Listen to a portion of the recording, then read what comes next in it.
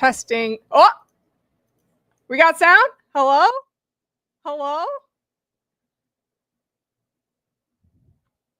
Yeah, there we go. I'm so sorry, guys. I'm so sorry. I feel like every time I've been getting in StreamYard lately, for some reason, my mic doesn't work, and I have literally no idea why that is. Oh no, I'm so sorry. Was I too loud when I came back?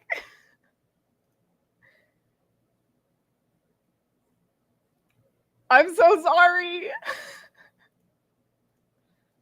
I will still, just for you guys, I'll still do an interpretive dance along with the rating. So I'll rate it, and then I'll give like a little dance with it.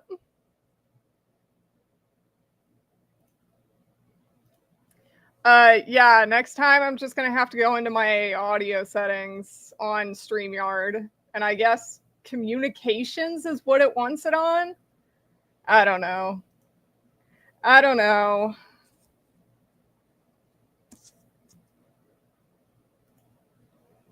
Okay, well, everyone else can hear me, so that might be on your end. At the very least, that's what it seems like. It seems like everyone else can hear me. So, all right. Well, I do, in fact, want to communicate. So, full disclosure, I am having a little bit of a bad OCD day, but nevertheless, we shall persevere. Thank you guys for coming, and also thank you for letting me do this instead of putting a video out for this week. Hopefully it'll either be out next week or the week after. We shall see. But today we are doing the Josei Manga tier list, because if you guys have not seen it already, I did a shoujo manga tier list, and that was a lot of fun. It was also a lot of pain on my throat. Thank you for coming, Sam.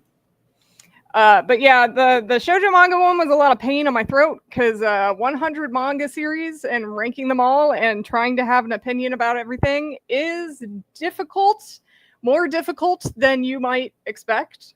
But this time I decided I'm just going to kind of randomly pick Josei series that I saw within like the top 100. So these aren't all the top 100. I just kind of picked ones that I wanted. So let's go ahead and pop over to...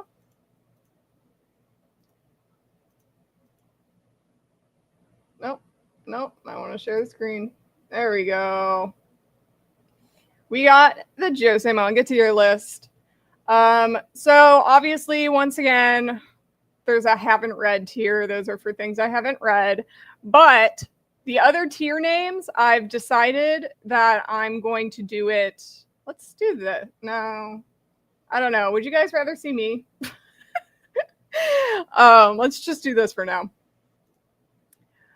So the other tier names are all in the order of which I dislike to love the ship in Chihayafuru.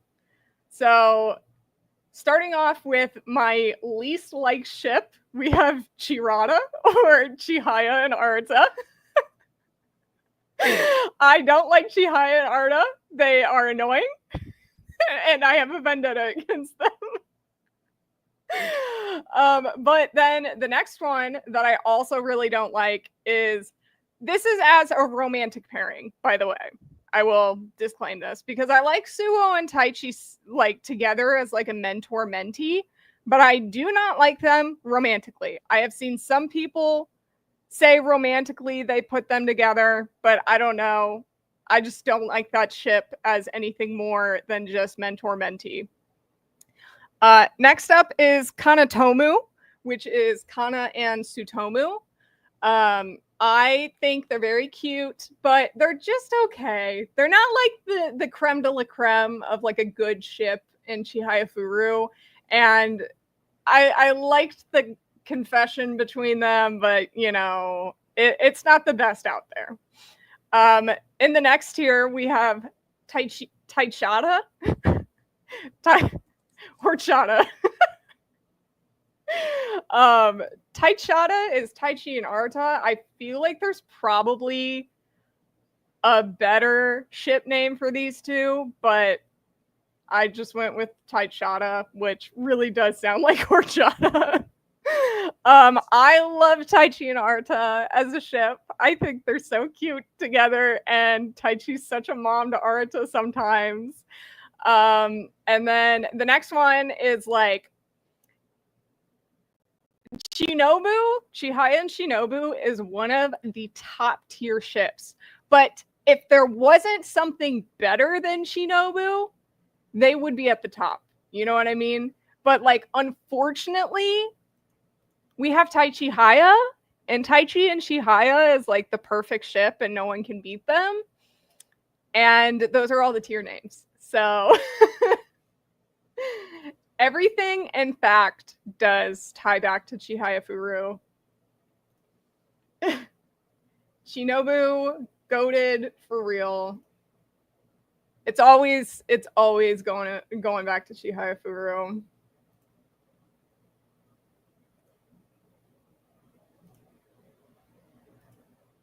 Chihaya and Kana, I really don't see them as a ship, honestly. I really see them as just like really good friends. And like, if you see them as a ship, that's totally fine. But personally, if like Chihaya has any sort of like romantic ties to someone else, it's going to be either Taichi or Shinobu. Like, those two are the ones that I'm like, oh, these are beautiful. Mwah, mwah, mwah. I did think Arachi would be a good one, but I did not go with that. My favorite Josei was Phantom of the Idol, but it loses points for docking the screen time of basically the entire female cast. Don't you love when that happens? Don't you absolutely love it? Okay, so no, there we go. All right, so I will make myself bigger for now, unless I can find a better way. I can't. Cool. This might be the last time I use StreamYard for individual streams, because this does not look as good as my OBS as my OBS streaming looks like. Hey, now let's not give away some of the Josei. All right, I won't meander any longer. Let's go ahead and get into it. Let's rank some Josei, guys. And whenever a Josei comes up that you guys, oh no, okay, I'm sorry. I'll make myself smaller. But anyway, whenever you guys see a manga that you would like to rank, we can have a discussion about it in the comments. I'm open. Also, yes, Pongo shirt. Pongo shirt. Beautiful. I have worn it so many days now. Yeah, keep your eyes to yourself. All right. So the first one we have on the list here is Pieta, which is by, oh goodness, who is the author of Pieta? Pieta Manga. Nane Haruno, same author as Papa Told Me, which is one of the manga that I so desperately want in English, but we probably will never get. Pieta is a really good Yuri series. It's been a while since I've read this one, but I remember really liking it. And I love the artwork of Nane Haruno. So I think we're going to start pretty strong with a Taichiata.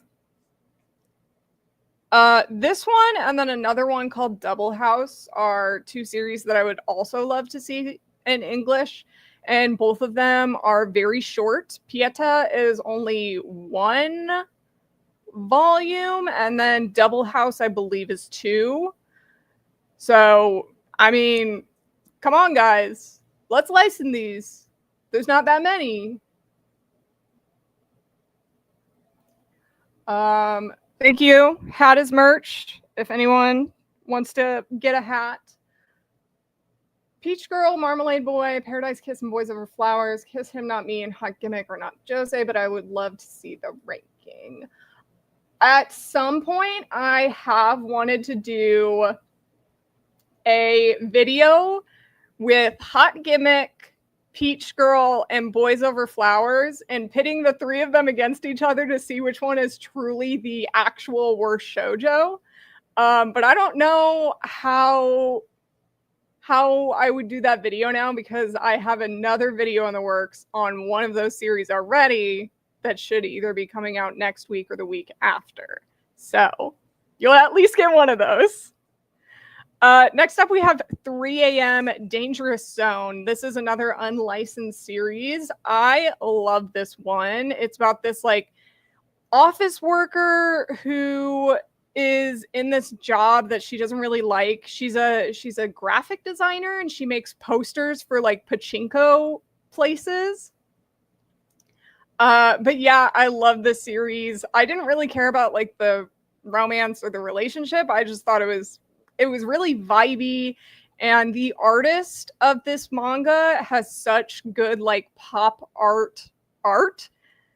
But anyway, yeah. So I love 3 a.m. Dangerous Zone. I'm putting that one in Shinobu. It wasn't like the most memorable thing ever, but I loved the aesthetic of it all, and I loved just like the kind of grungy nature of this like office this girl works at.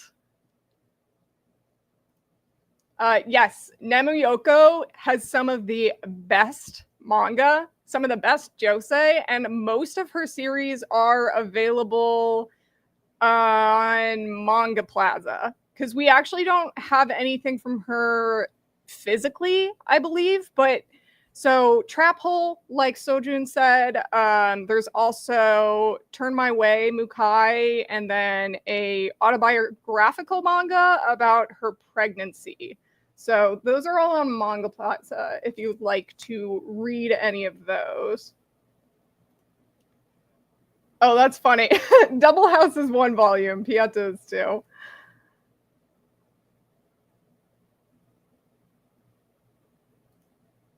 Yes, I would definitely recommend Pieta if you're looking for a Shoujo Josei GL series.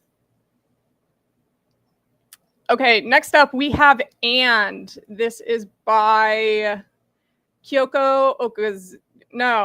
Okazaki. This one's by Mari Okazaki. I read this one last year, and oh my god, is the artwork just next level beautiful in this series. The thing about this manga is, like, I don't know how much I really, really like the story. I liked how it ended, and I'm glad it ended the way it did, but literally every single man this girl was like attached to in some way was the worst motherfucker on earth. Like, I hated every man in this series, and I didn't want her with anyone. I wanted her to be alone, and I wanted no man to ever bother her ever again. But I did really like the manga. I thought the art, oh my god, yes. The old guy in this manga, first of all, he disgusts me. I don't know what it is about him, but he just viscerally disgusts me. And I think it's because he wears fucking flip-flops. Like, why the fuck was he wearing flip-flops all the time? It pissed me off. I didn't want to see his gross-ass toes.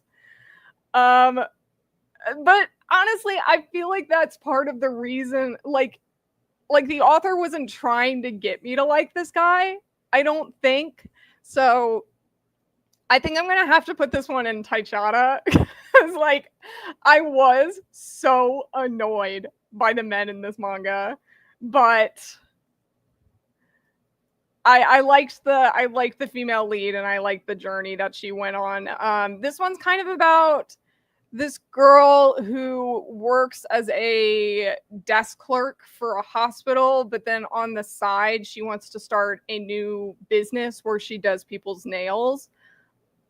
And so it was just like a nice little, like, her trying to pursue a passion and get a business started on her own. I would love Kashimashi Meshi.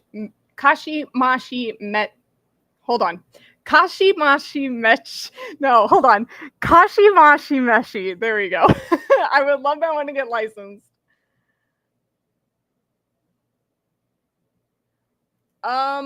Remind me when I'm done, and I might be able to do that a little more easily when I have it all in front of me on the ranking. Yeah, no, literally every guy in that manga sucks.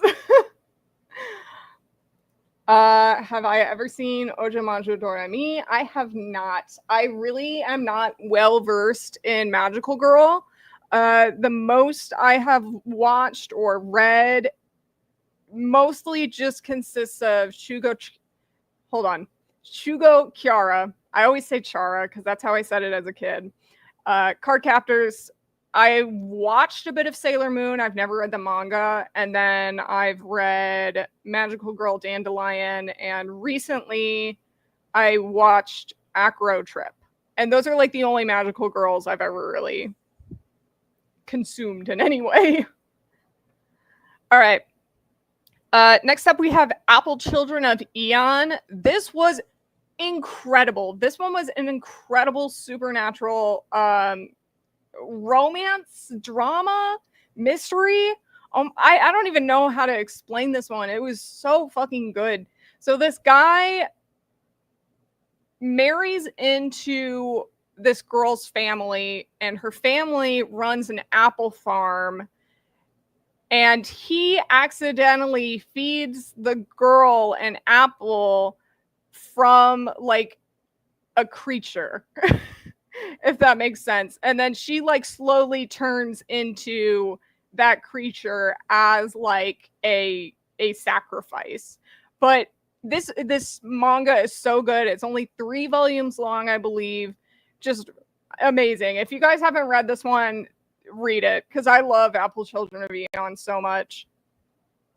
I would say I do wish it was a little bit longer. I feel like it didn't have a ton of time to be a little more mysterious, and it kind of rushed it just a tiny bit. We also don't get too much of the female lead or her perspective on anything that's happening. So it will be docked points for that. But I think other than those things, this is definitely Shinobu. I love this manga. This manga is so good. Yes, this is from the same author as King in Limbo, which is also by Kodansha, and that one came out physically, and that one has 3 omnibus volumes, but I believe 6 volumes in total. And that one was really good too. I don't know if it's on this list. One second. I did not put it on the list, but also know that King of Limbo is very good. Hell yeah, baby. I got the first volume of Apple Children from a digital sale at some point. I need to get to it. Yeah, it's very short, so it's pretty easy to pretty easy to get through.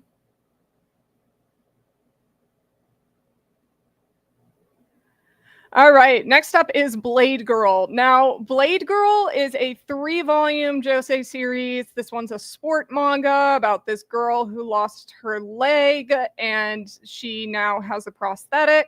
And she joins this like running club for other people who also have prosthetic legs. And she slowly starts to really enjoy running and decides she wants to become a runner, essentially.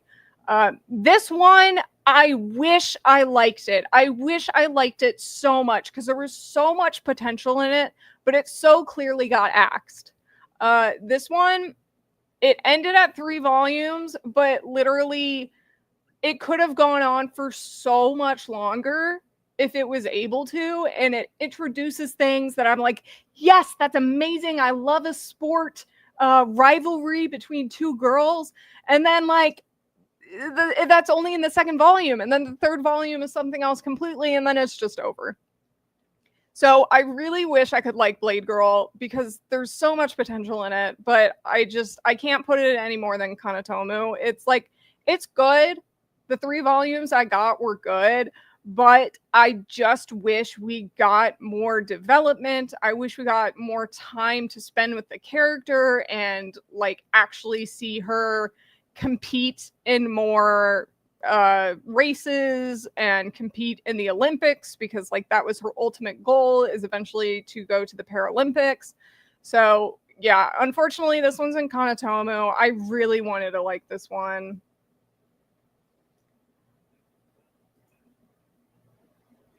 There is not a written list, but I do have the tier list in the description, and all of them have been named. And that should help. I think I can always put them in the description later.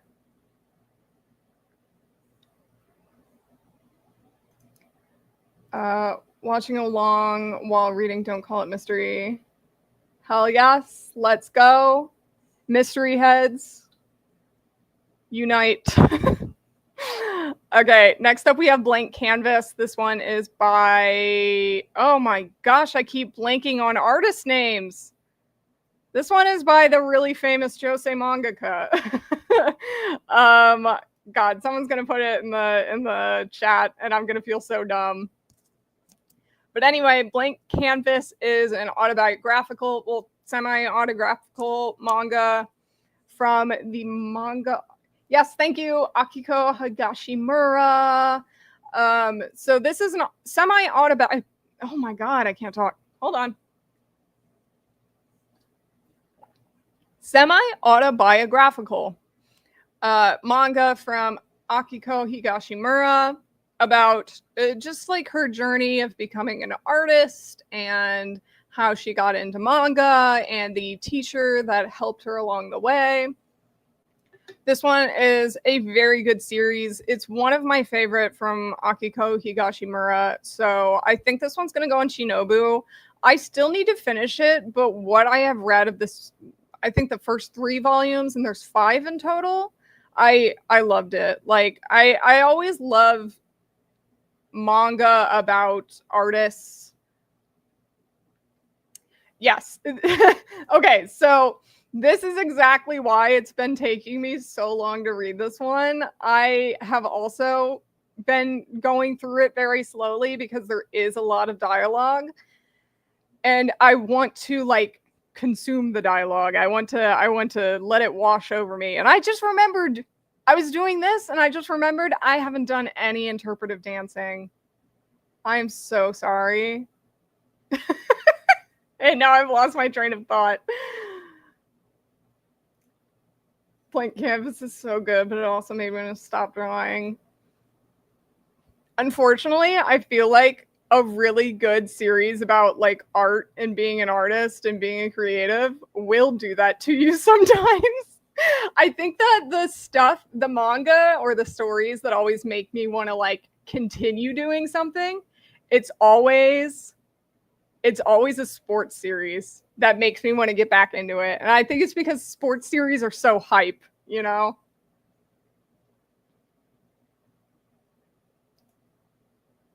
Separate dance for each Chihayafuru chip. Chirata is this. Suwaichi is this. Kanatomu is Taichata is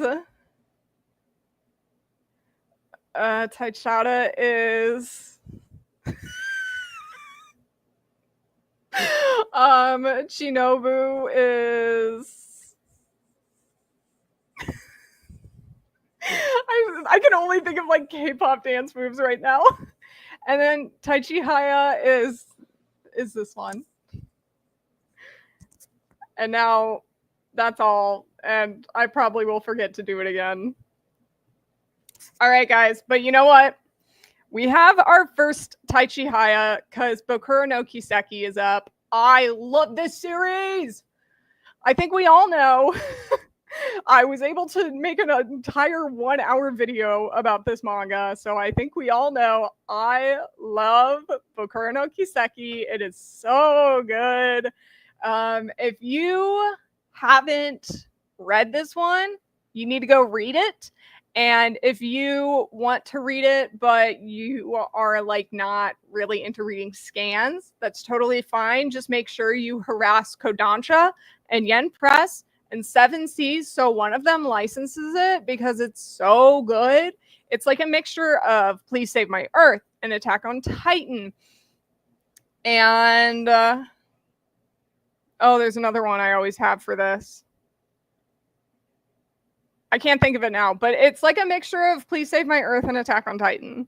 Like, this manga is so fucking good. So, like, read Bokura no Kiseki. Yeah, my next tier list is going to be ranking all of my interpretive dancing.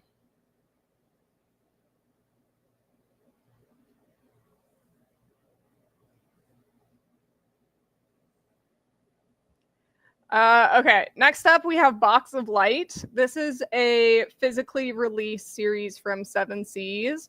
I've read the first 3 volumes that they have put out so far, and it's nice. I would say this one's just like a slice of life, and it's really not too much more. I'm not like super invested in any of the storylines or the characters, but I do like it, and I do come back to it. So I think for this one, it's just going to go in Kanatomo. Yeah, because like I don't have much else to say about this one. It's just a nice series. For anyone who doesn't know Box of Life, this one is a manga about like a convenience store that is open in the middle of this nothingness, and it's basically the middle ground between heaven and hell. So like when you're about to die, you go into this convenience store and you like can grab whatever you want, and then the people there, the people working there, are like ghosts or like other people who have died already who can help these people who are about to die. But the premise is fine. It's just not anything that like makes me feel super strongly about it. Purgatory, thank you. And this will happen often. Also, cute fucking cat. Is that your cat? Yes, it is still ongoing. This live will be saved. You will be able to watch it at any later time. Next up is Bread and Butter. This one is from Hinako Ashihara. Unfortunately, I have never been able to finish this one because it is not out in English. So I've been relying on scans for this one, and the scans got dropped from what it seems. So I have not really read more than half of it. Of what I have read, I really liked it, but it has been a while since I've continued because of the fact that, you know, they dropped the scans. So I'm going to have to put it in Kanatomo, unfortunately. Next up is My Broken Mariko. If you guys know, or if you guys watched the video of me ranking the top 16 manga I read that year for 2023, My Broken Mariko was in there, and I absolutely loved this manga. The premise is that this girl finds out her friend had killed herself, and she goes to the girl's house, and her dad is there, who was an abusive father. And she takes her ashes and tries to go like take her ashes to a place that she would have actually wanted them to be at. And it's just a really good depiction of like grief and you know, when your friend has died, like you go through all these different emotions. You go through the good times, the bad times. You kind of like you have dabda, you know. And then so like unfortunately this manga came at a very good time for me because I had just lost a friend, and this manga made me cry like a baby. So I'm putting this one at Taichihaya. I love this manga. Definitely go buy it if you can. It is out physically.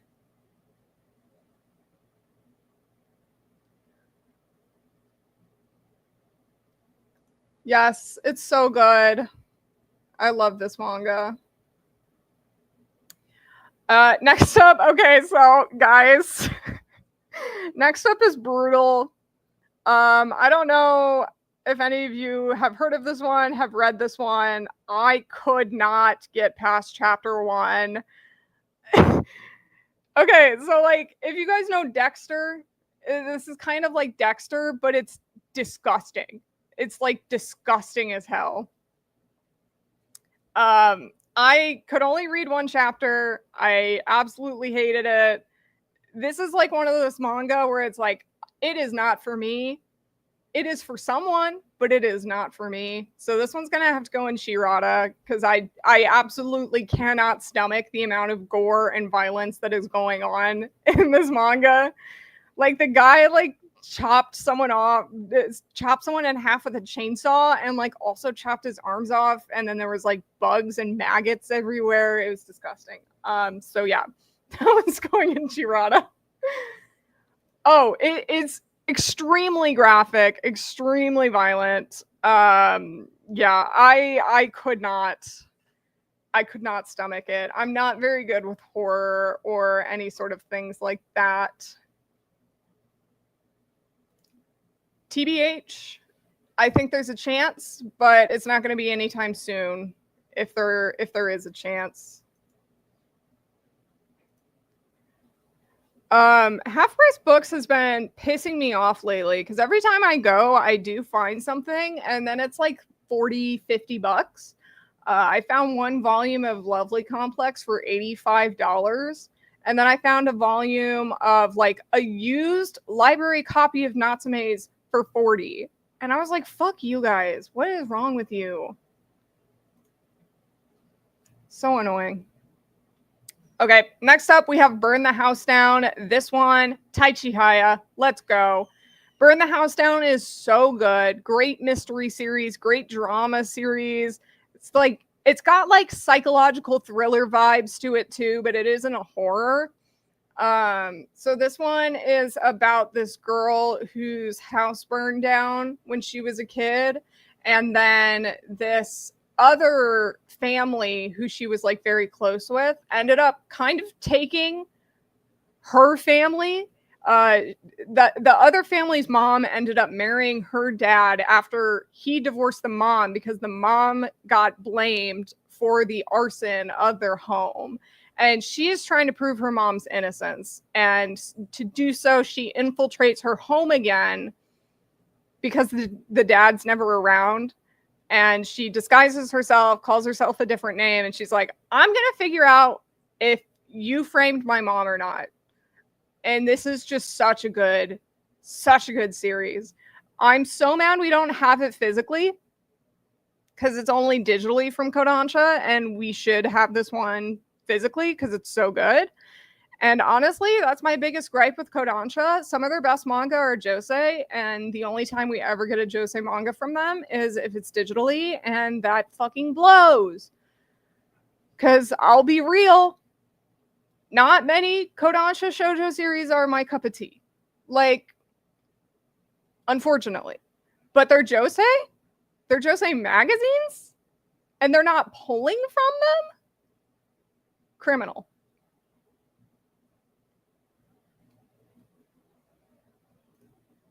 Yeah, 40 for a library copy.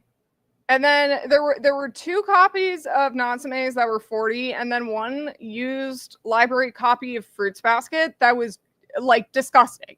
It was like stained and wrinkled because of the stain, and they were selling that for $40 as well. And I'm like, I was going to buy this purely because it was available.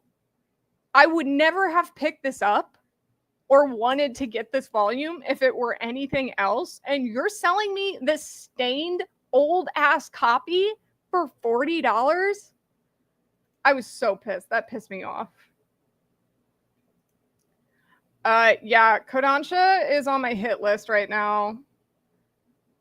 Or I guess my shit list is a better way to say that. I'm not going to do anything to them, I promise. I need to continue that one. I read volume 1 and then I forgot to keep going, but My Home Hero, the first volume of it was pretty good. But anyway, yes, read Burn the House Down. So very good. I watched the drama and that one wasn't too bad either. So if you'd rather watch a J drama, you can watch that. It's on Netflix. After that, we have Butterfly Flowers. I hate this manga. It was so bad. It was so annoying. I barely even remember anything about it at this point, but I hated it. I hated every minute of it. I just wanted it to be over. Thank you so much for watching, Sam. Have a good night. But yeah, Butterfly Flowers sucked ass. I hated it. I don't know why Shoujo Beat keeps getting like smutty Josei series that aren't even good. It pisses me off. But yeah, don't read Butterfly Flowers. It's not good. But speaking of good smut, Changes of Heart. This manga is so good. I love it so much. They have an annoying fake out at the end, and that is why I'm putting it in Shinobu. But I love this series. Beautiful friends to lovers, beautiful like smut moments. Great series. And once again, stuck in digital jail. Fuck you, Kodansha. So annoying. Yeah, it's like I can't remember if it's divided between 2 volumes or not, but they fake you out with like a thing that happens, and it pissed me off.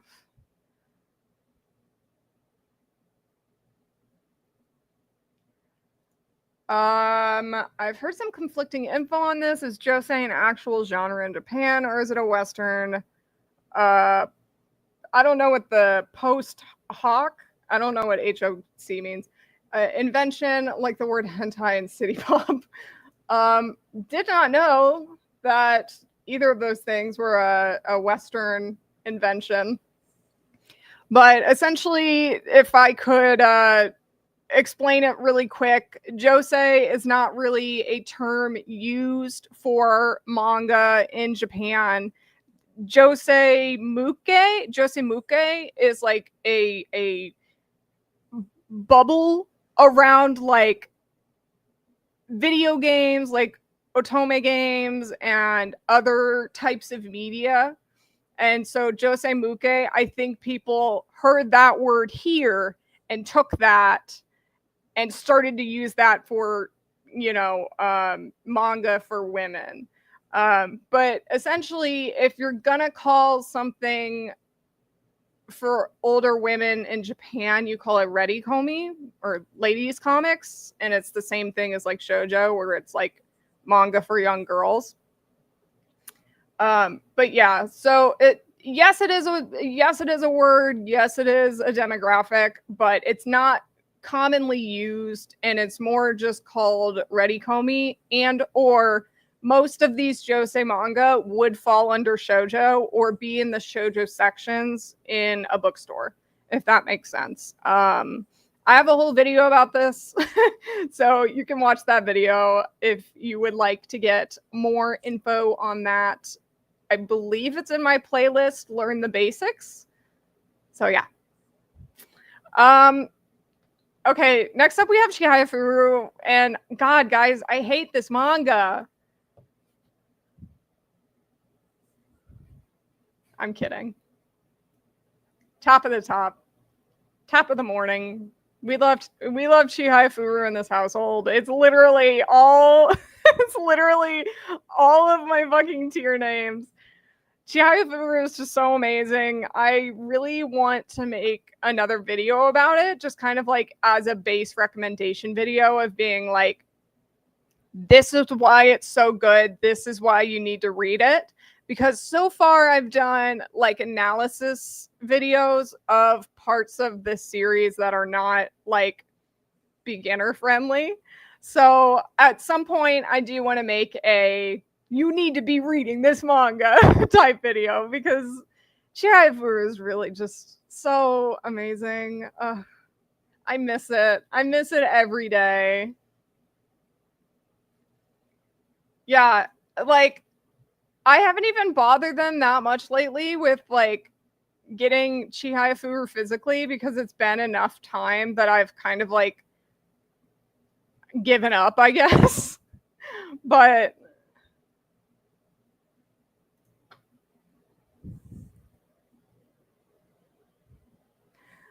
I love seeing people who love Chihayafuru. It is my favorite. I wish there was more love. I would love to have a bunch of Chihayafuru merch. But alas, we are the few. Okay. Next up, we have Cocoon. This one is the Josei manga that just got an anime adaptation from the former Ghibli creators. And I really want to watch it, but obviously it hasn't come to America yet. So I have not been able to watch that one. And I really want to read it. But I'm hoping, I'm kind of like holding out on possibly it getting licensed before I, resort to scans. So I would love to read Cocoon. I really want to, but right now I'm going to hold off for it. Right? I've been so confused about why this manga hasn't been licensed yet. I really thought it would be licensed with that anime. And especially because it's only one volume. 1 or 2 volumes, something like that. Like it's really, really short. So I try to interact with Sungwon literally every single time I see him talk about Chihayafuru. I'm his reply guy when he talks about Chihayafuru. I'm literally always gassing him up, like, please talk about Chihayafuru more. The only problem is I'm pretty sure he's not a fan of Tai Chihaya, and he's not a big fan of Tai Chi either. And that is where we do not we do not intersect.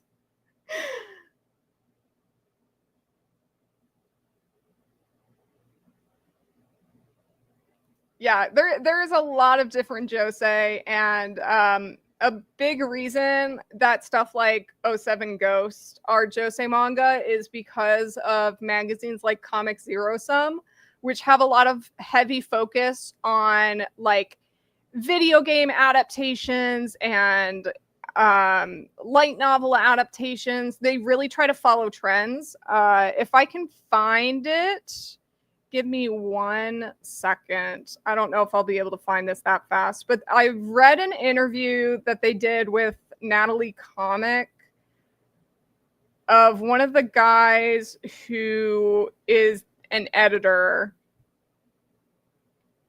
at Comic Zero Sum. There you go. Oh, I found that pretty quick. Okay. I have found it. So this is the link to the editor interview of the guy or the lady, I believe, who edits at that magazine. Very informative if you want more info.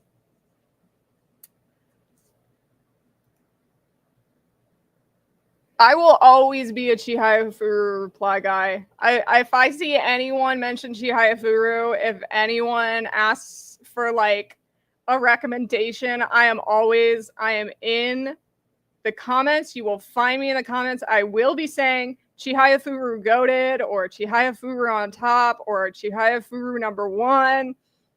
I will be that guy. Okay. Next up, Don't Call It Mystery. Once again, like I'm not gonna like hype this up or anything. I think we all know Don't Call It Mystery is going on Taichihaya. Like this manga is so fucking good. I just got volume. Oh, what volume was that? 1 second.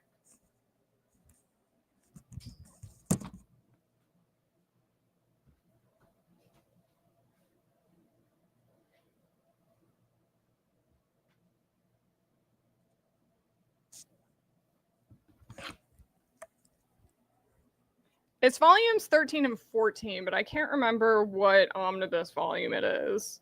And it does not say on here, actually. Here, I'll go ahead and make me dig real quick. Look at Totino! My boy! If you guys haven't read Don't Call It Mystery yet, please read it. If you are buying Don't Call It Mystery, we are more likely to get more Yumi Tamura series. It is pivotal. It is imperative that we all buy Don't Call It Mystery and we all support this release. Oh my God, Joe, I read this wrong. I thought you said I hate his big hair so much. And I was like, oh my God, why would you say that? I have to kick you off the stream. That is sacrilegious.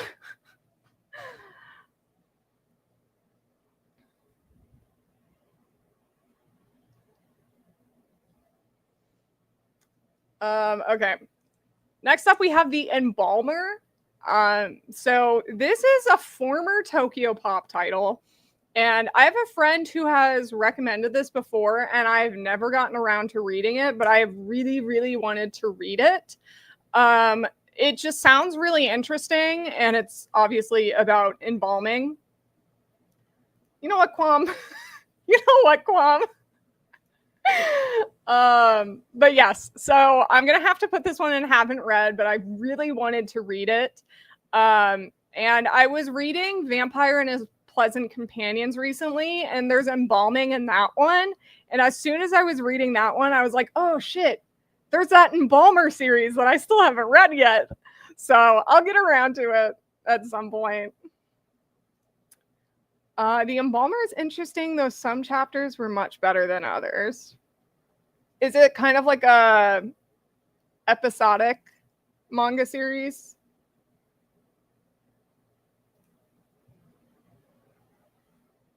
I remember someone trying to argue Comic Zero-Sum was in Shoujo Josei magazine because it targets otaku. Meanwhile, the literal editor-in-chief references it being aimed at girls and women multiple times.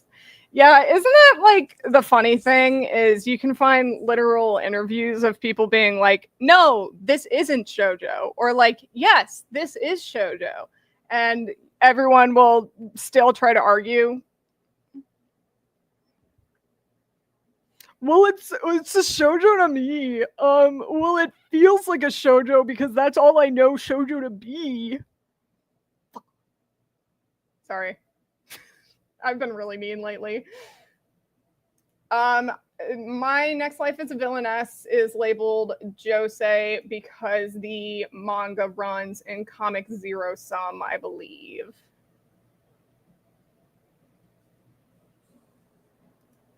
There's a main plot, but many chapters are episodic. Okay, good to know going into it because I didn't know that much about the manga other than the guys in Embalmer. Okay, so this next this next manga choice, you guys, I put it in because I am selfish and I wanted to recommend you guys go read the smut manga because I love it so much and I think it's literally the best smut manga to ever be created.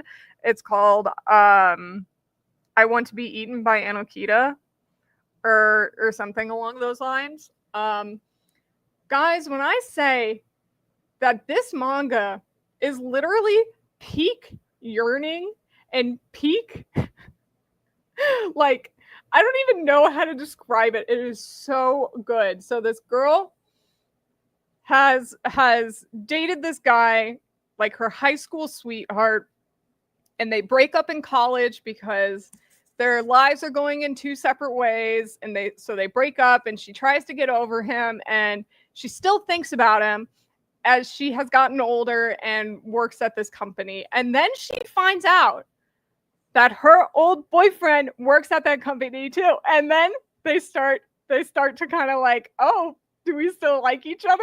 Oh, it's so good. The build up.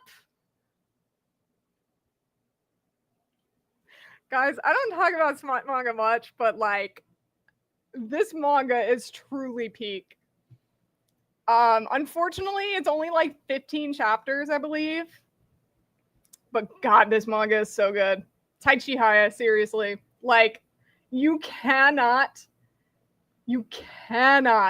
get any better than this one for smut. I do be reading smut.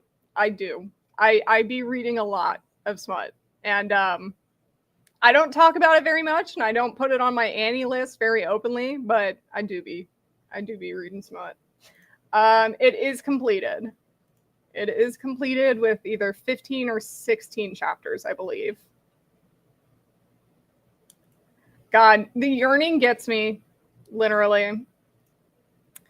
Okay, so next up we have Even Though We're Adults. I just finished this manga recently. It is physically printed by 7 Seas. Very good series.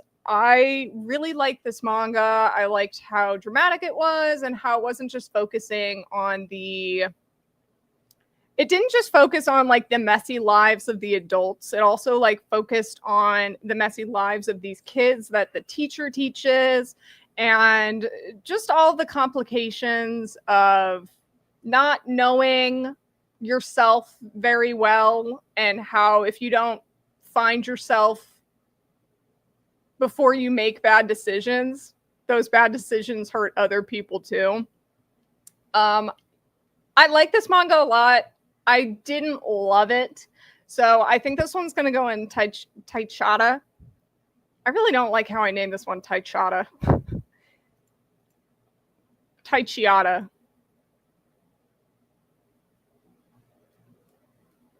Taita. we're changing it to Taita. Okay. Next up is Futago. This one is another one that was on my list in 2023 for the 16 manga that I did, and this one is going on Kanatomu. It was just okay. I feel like by the end of the series, the characters changed so much, like out of nowhere. They didn't feel like the characters that they were in the beginning. This one is just kind of about these 2 sisters. One of them is married. The other one's like a writer who doesn't have a boyfriend. And this sister runs away during the honeymoon with another guy, but like not a guy she's actually dating or like seeing or cheating on her husband with. And then she brings that guy back to Japan with her, and he stays at the other sister's house. And that's like the setup for this one. Anyway, it was okay. I hated the ending. I thought the ending just kind of came out of nowhere, and I wish the ending was better, but I did like the family aspect of it, and the sisters felt very sisterly as well. They felt like sisters.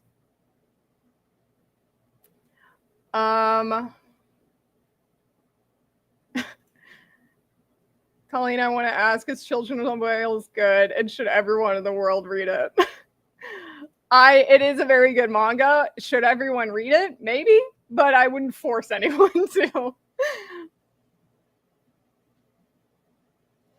Okay, next up is Game Between the Suits. This is another smut manga. This one's published by 7 Seas. This one is not very good, but like the smut can be okay. So I'm putting this one in Suichi. It's like a whatever manga. I'm still reading it because it's like kind of trashy and I love it. But it's if you're looking for like good smut, you're not really gonna get it from this one. Yes, it is. It's good garbage. That's exactly what it is. Okay. So next up we have Gene Bride.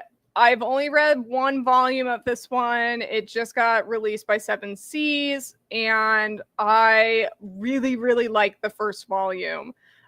This one's like a sci-fi series, I'm going to assume, with what happens in the very last chapter of the first volume.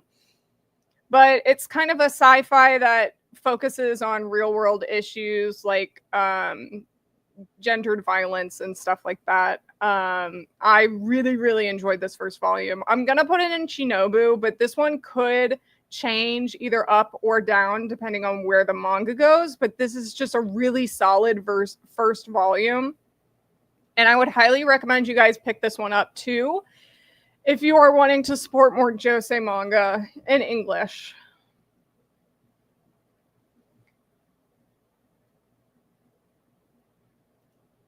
Josei Beat doesn't have the same ring. I'm wondering why they called it Shoujo Beat, and I'm wondering if it's like a play on Tiger Beat, which is the teen magazine when I was a kid. Next up, we have Gokusen. I read a little bit of this one like a long while back when I was still on TikTok. So that's how long ago it was.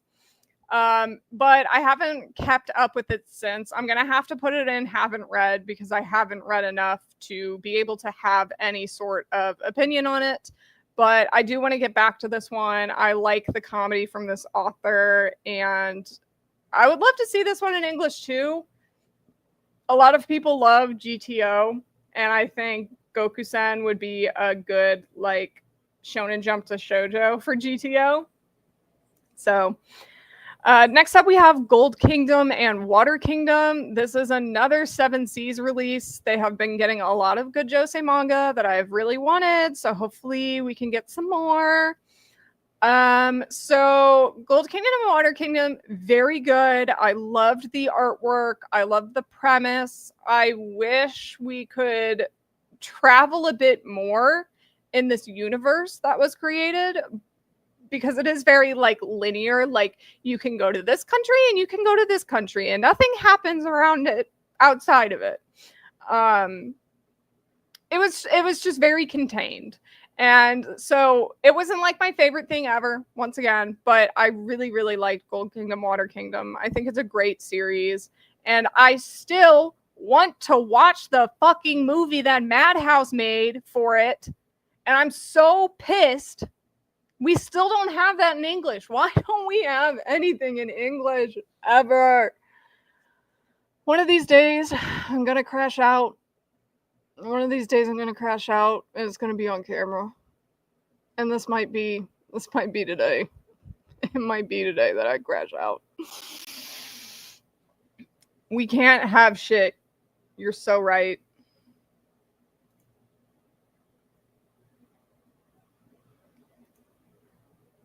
Damn, I didn't know Tiger Beat was around that long. I would have to guess that Tiger Beat was supposed to be like the inspo for Shoujo Beat.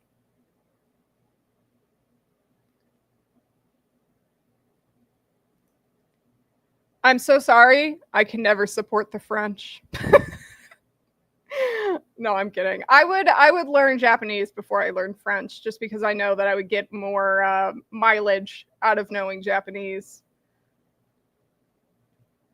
Okay, next up we have Happy Marry or Happy Marriage. I hate this manga. Once again, Shoujo Beat picks the worst Josei to put in their fucking Shoujo Beat line. There is one that is the exception later in this list, but oh my god, Butterfly Flowers and Happy Marriage, they suck ass, man.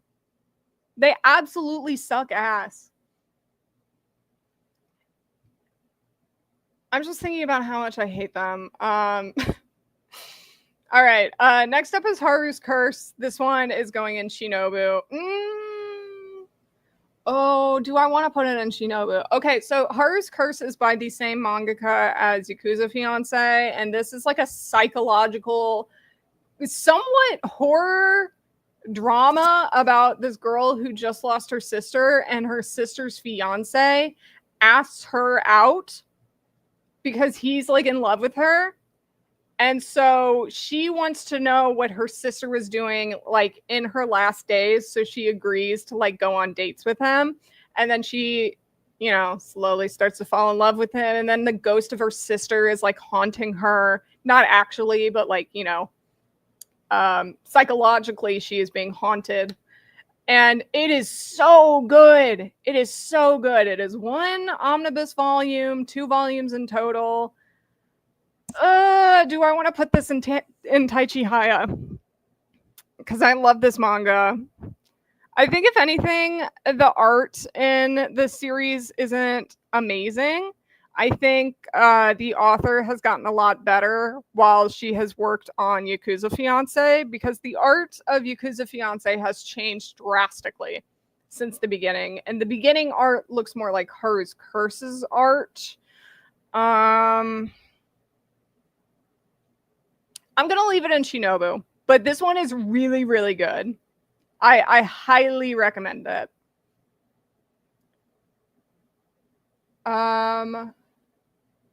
No, happy marriage and my happy marriage are 2 different things. Unfortunately, the same person who picks up stuff now, and I won't say any more than that. Okay, next up we have Helter Skelter. This is from Moyoko Ano. No, Kyoko Okazaki. This one is from Kyoko Okazaki. Incredible manga. Love this one so much. This is like, Helter Skelter is what the substance wishes it was. Helter Skelter is like the substance, but if it was grungy and like not very sterilized and stylized, if that makes sense. This manga is so good. Kyoko Okazaki can do so much in so little time. This is going in Taichihaya. Helter Skelter is so good. Yes, this is the same author as River's Edge. Unfortunately, I am not a big fan of River's Edge. I'm like, I like it, but it's really not her best work. And I think Helter Skelter might be her best series. I love Helter Skelter.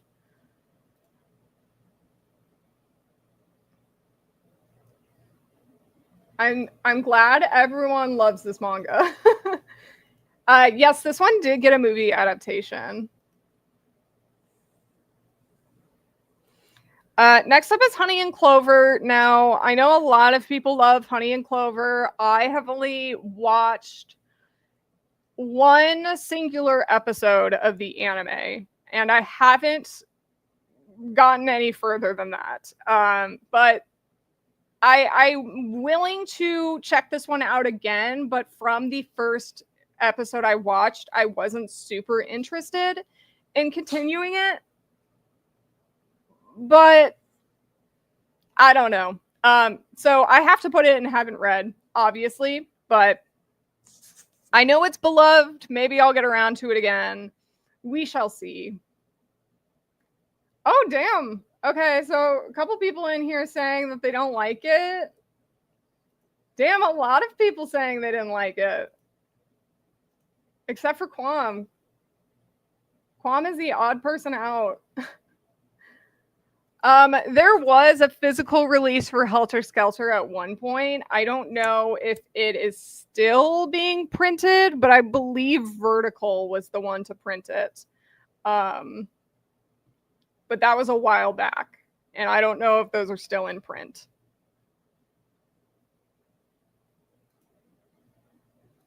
Okay, we have another Honey Clover truther. I can't really explain it more than it's like set in an art school.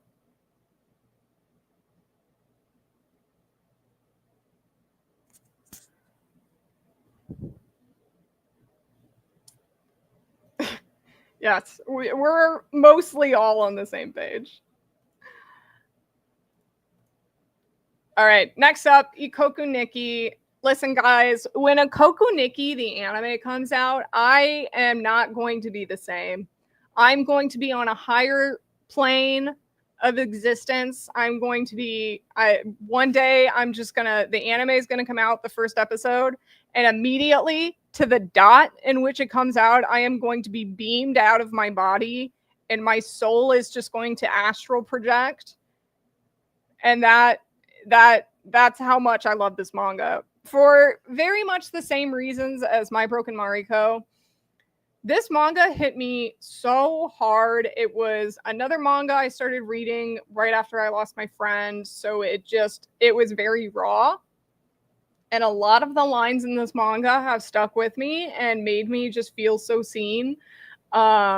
I love this series. It is truly so good. The fact that once again we don't have this in English for the manga yet is beyond me. Hopefully someone announces the license for it over Anime Expo or something. But Ikoku Nikki is fantastic, absolutely amazing. And it must go in Chihaya. And it will actually, you know what? Do I want to start categorizing these? No, not really.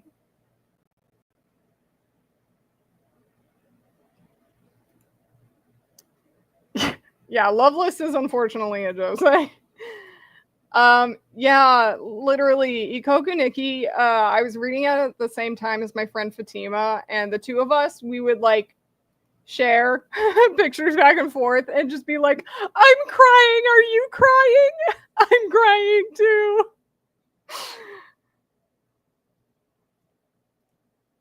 Yeah, if we don't get anything good at AX, and especially from Kodansha, they're done. They are done. Okay, next up we have In Close called Fat. This one is by Moyoko Ano. I really like this manga too. Trigger warning for anyone who can't deal with topics of like body dysmorphia and eating disorders. This one's got a lot of discussion around those, but it is very good at the same time. Unfortunately, I just feel like this one can be a little forgettable. It's not like the best thing I have ever read, and it's definitely, I don't even know how to explain it. It's not like my favorite portrayal of like body dysmorphia and eating disorders, and it can be very raw and once again grungy. But honestly, I don't know if it works 100% for me. I don't know if this makes sense at all or not. But I'm gonna put this one in Taita. I did like this manga a lot. I might give it a reread sometime soon.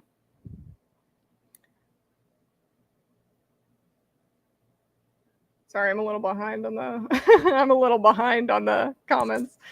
But anyway, yeah. So In Close Called Fat is going to go into the Taita category.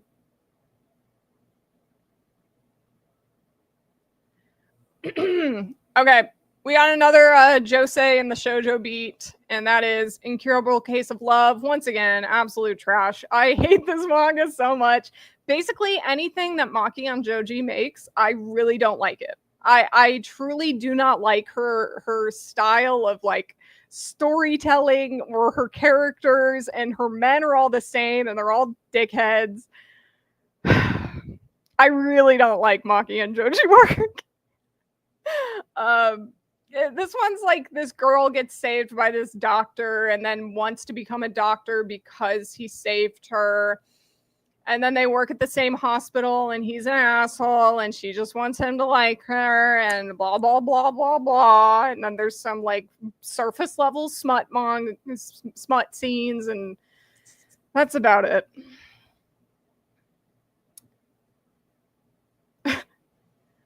All of them. To this question, all of them. No. One specifically I don't think we get very much from. I'm gonna say B-Love. I'm gonna say Lala. I'm gonna say in English, we don't get a ton of Ribbon manga, which is surprising. And I think it's because Ribbon is a little more childish. And the audience for manga right now is definitely like older teen. So I believe that is probably why we don't get much Ribbon.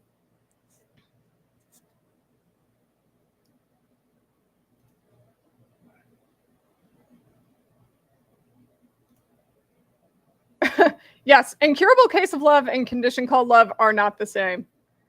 They are not the same. Oh, yes. Thank you for adding those. Mystery Bonita and Princess. We hardly get anything from Mystery Bonita and Princess. And that is like a crime. Once again, a crime to humanity, a crime to all shoujo lovers.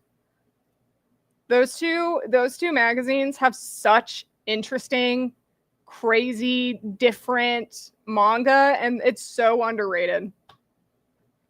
There's this one, I believe, that's running in Mystery Bonita, and it's like called Luent, the something trimmer. And it's like this mystical world where all these different little animals live, and there's this one guy who like grooms them, and he's got a giant pair of scissors. I'll try to find a picture of it before I go. But I want that manga in English so bad too. And I have a feeling that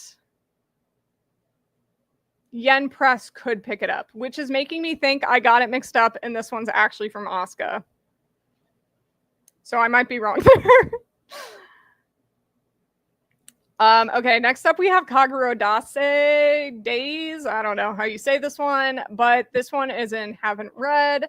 I don't know anything about this manga. I just always see it in the top rated Josei, and I don't know anything about it. I know Yen Press licensed it, and I'm pretty sure it's a Comic Zero Sum title, but I literally know nothing about this manga.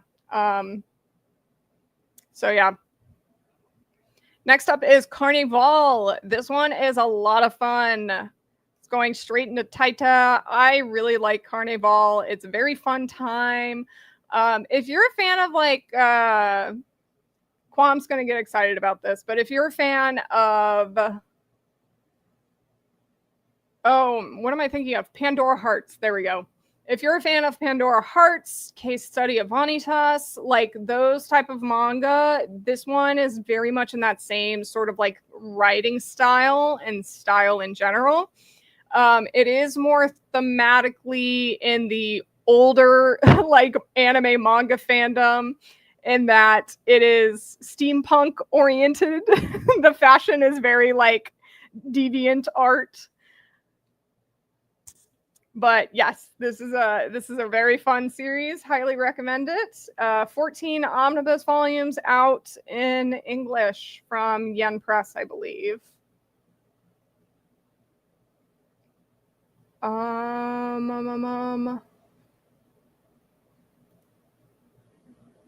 Oh, is Kagero Daze like actually? Is it actually Vocaloid? I had no idea. I did not know. I never knew that was Vocaloid. Is that literally Hatsune Miku? Because that's very funny. Honestly, trend cycles every 10 years. Steampunk needs to make a comeback at some point. There's just got to be like one series that is very steampunk heavy and it'll come back. Mark my words. I literally thought you were joking, Quam. I thought you saw this character and were just like, oh, that kind of looks like Hatsune Miku. I'm going to say Hatsune Miku.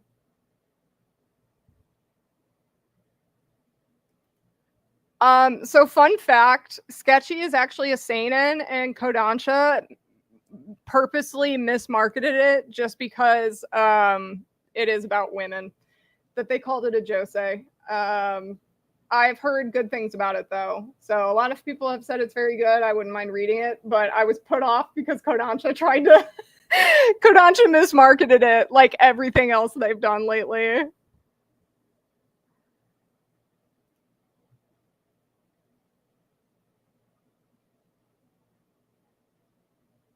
I've rocked I've rocked your world. I'm so sorry.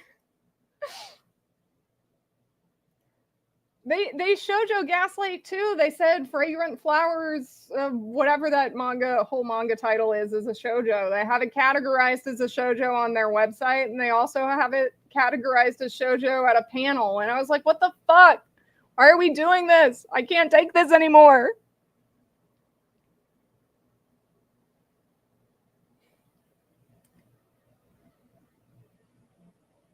Stop. It's not funny. It's not funny.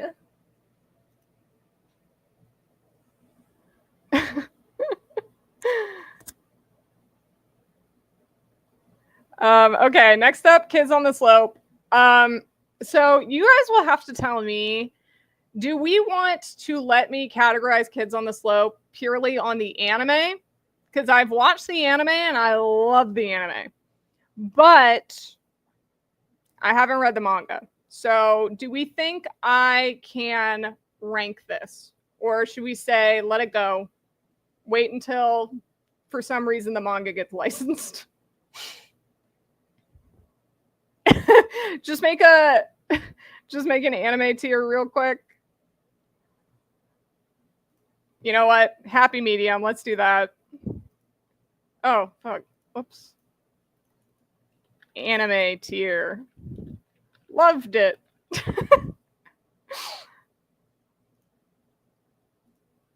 Okay, now I gotta make sure. There we go. Kids on the Slope is an anime tier. I loved it.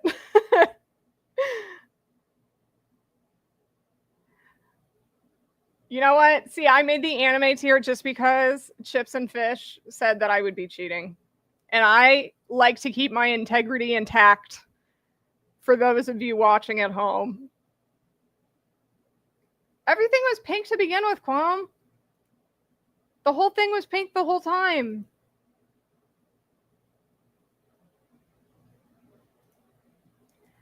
Fragrant Flower was more egregious than Sketchy because at least Sketchy is a romance, but then it's saying they don't think men want to read a nuanced story about women into skateboarding. And that's why it annoys me when any series that has any sort of like sexism involved in it, or like the themes are like about women, anything like that. It's like, oh, guys can't read that. Guys would never read that. So it has to be a josei. Like, you guys are so limiting. You say I'm limiting for wanting demographics, but you literally think that men can't even read a series about a woman without it being for women. Use your brain. I'm getting so heated on this live stream. I'm so sorry, guys. I wasn't going to be in a nuisance today. Oh, whoa, sorry. Have you read her ceramics manga? I have not, but it looks very good, and I would love to read it. The Wolf Daughter, A Wolf's Tale, is coming out. I believe it came out today. So you guys, if you want to support the mangaka of Kids on the Slope and possibly get Kids on the Slope from Seven Seas, then you need to buy that manga. And that is how we will get Kids on the Slope in English. Okay, next up we have That Lady is a Tramp. This one is just okay. I really wish this one was better. So it's about like this guy who is an androgynous model, and everyone thought he was a girl because he was doing androgynous modeling for women the whole time. And then one day he comes out and he's like, actually, I'm a dude, and now I'm gonna model for men. And this girl who is not good around men, scared of men, she's like in love with the model before she finds out he's a guy. And then she like wants to get with him, but I don't know. It's a little too gender normative for me at times, and that's why it's not the best. But I do enjoy it. I read the volumes when they come out. I just wish it was better.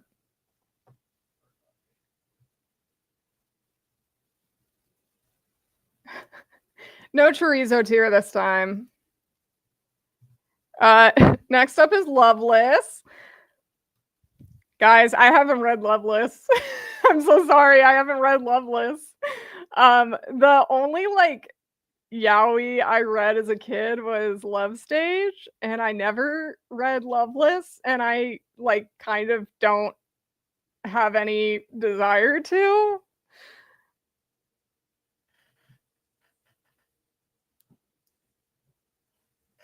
Oh, we have some loveless truthers in the chat. Loveless truthers.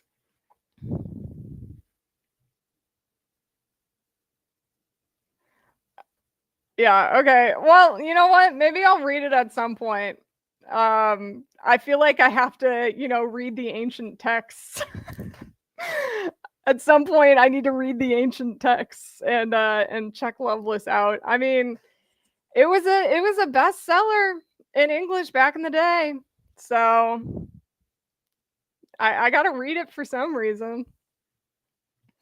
Next up we have Love of Kill. I have not finished this manga still. I believe the last volume I left off on was like 6 or 7. Wherever the anime left off on is where I left off on, I believe. No? Yes? I can't remember. Anyway, so I'm gonna put this one in Kanatomu. I used to really like this series. I feel like as time has gone on, I haven't been as like interested to get back into it, but I did at one point very much like it. And I enjoyed the anime too, so I'm just gonna put it in this C tier in the Kanatomu. And then the next manga is Matcha Made in Heaven, and this one is also going in Kanatomu. Actually, no. Yes. See, I have like conflicting feelings on Matcha Made in Heaven because like I'm still reading it and I like the aspects where they actually like talk about tea making and when the couple is actually acting like they like each other. I like those parts, but like it's so much bickering and so much like the guy being kind of like a dickhead, and also there's like a lot of sexism in it, and not like in the way of like discussing it in a way that breaks it down, but in a way that like makes it, I don't know, not justified, but more just like ignored, I guess. Yeah, I don't know. There's parts of this manga I like and then parts that I'm just like frustrated by, and I'm not a huge fan of this main couple. I mostly am reading it because I do like the main female lead and I like the talking about tea. It's fun to see them like make the tea and all that. Okay, next up is Mermaid Scales and the Town of Sand, I think is the full name. This one was incredible. Once again, another really good omnibus like 2-volume series that starts really strong, ends really strong, has a great like has a great art style, has a great flow in the story progression. It always kind of keeps you guessing and keeps you on your toes of whether or not this one is actually supernatural or is like set in reality. But it's just very childlike, whimsical, but at the same time also deals with those, those things that children also have to deal with. So like the main struggle of the main female character is that she's moved to this new town because her parents just got divorced, and she moves with her dad into her mom's grandparents' house because the mom is staying in Tokyo and the dad had to move to this town, and they worked out a deal or something to stay with the grandparents. And it's just kind of her having to realize that she's not going to be living with her mom and that her mom kind of didn't want her, that like her dad was the one to like step up and her mom wasn't. So it's also kind of that like one of my parents did not want me, I was a burden to them. So this was just a really good manga, had a little bit of sprinkling of supernatural in there and just gorgeous artwork. Like I promise you, Mermaid Scales has some of the prettiest artwork you're gonna see. And I'm very glad that Viz printed it in that larger format because you really get to see just how good that art is. Okay, next up we have Midnight Secretary. This is another shoujo beat smut manga, but this time this one's not the worst thing ever. This one is like trash, but it's fun because there's vampires in it and it's got like a little something else going on.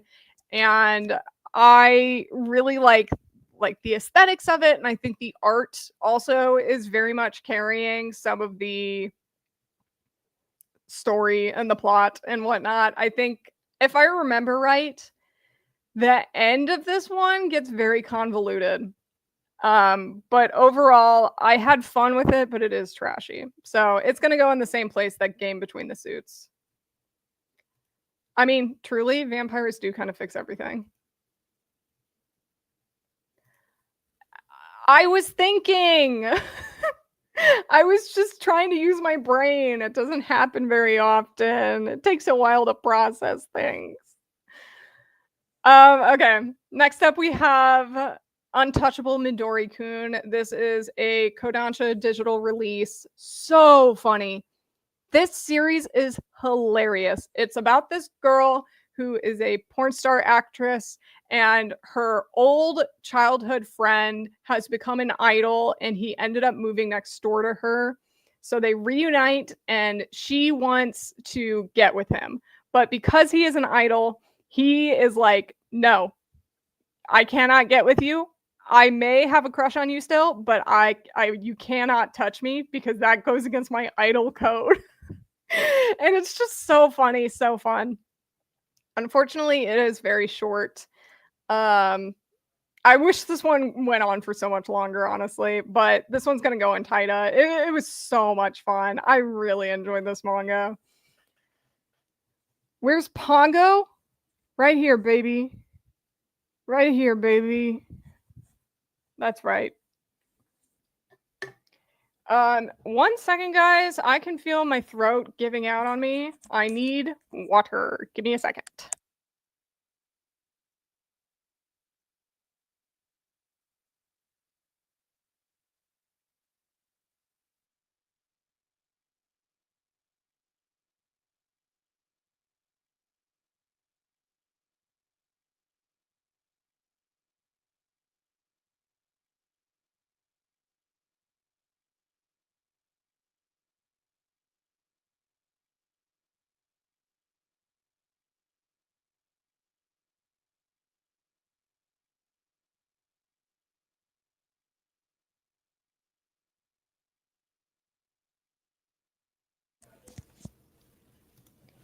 All right, I'm back, guys.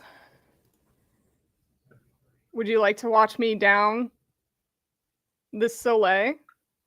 So I get off-brand LaCroix now because on-brand LaCroix is very expensive. So now we get Soleil. Cheers.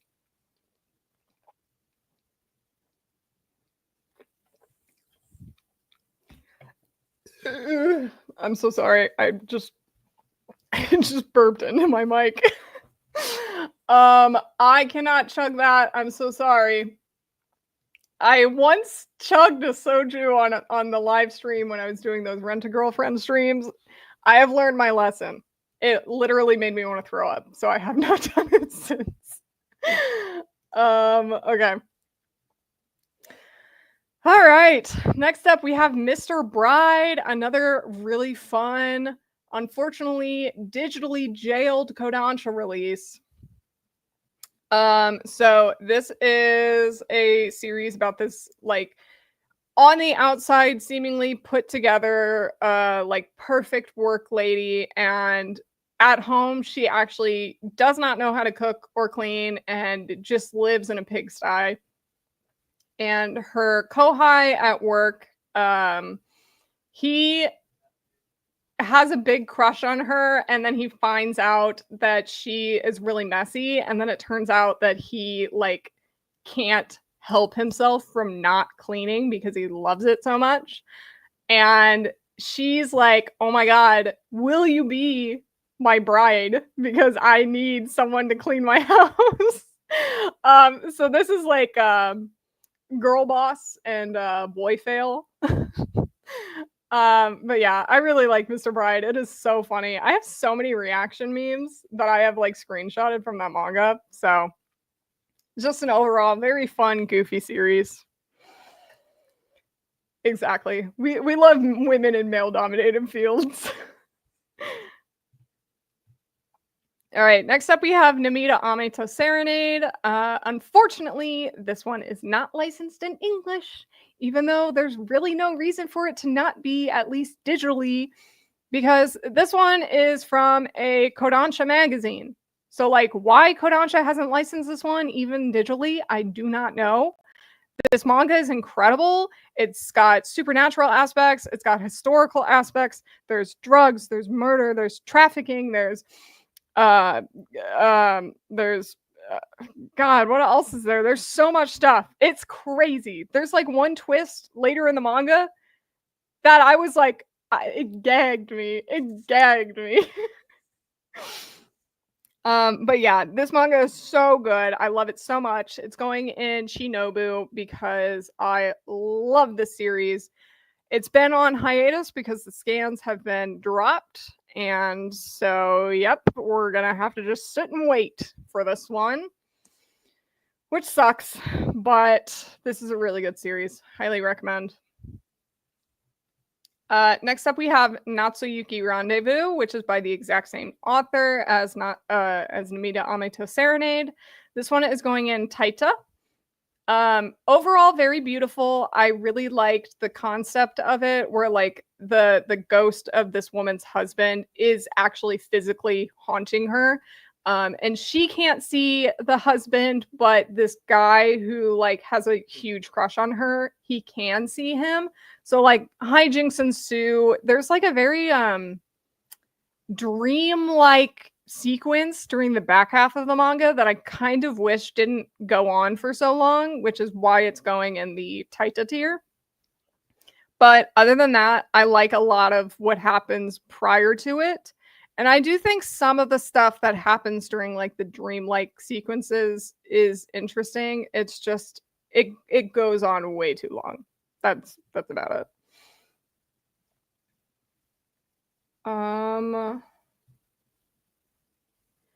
Yeah, so the scans for Namita Ame were dropped because they were by Lovesick Alley, and Lovesick Alley disbanded, or they like don't do scans anymore. So we have lost a pretty big scan group in the shoujo community. Okay, next up we have Nina the Starry Bride. Obviously, it's going in Shinobu tier. I love Nina the Starry Bride. It's so much fun. Just really good, like rags to riches kind of story, but I love how spunky Nina is. I love Set. Azur is there, but I love the world building after she leaves Fortuna. Just a lot of great stuff going on in Nina. All very fun. Yeah, no, I didn't mean to do that. I swear. The Nina adaptation was like okay. I didn't hate it, but I didn't love it either. It was just kind of okay. There were a couple like animation parts that I was like, God, this looks like shit. But overall, I think they did a decent adaptation. I do wish the action scenes were better, because I believe the author was even like, hey, the one thing I want is better action scenes, and they didn't do that, so.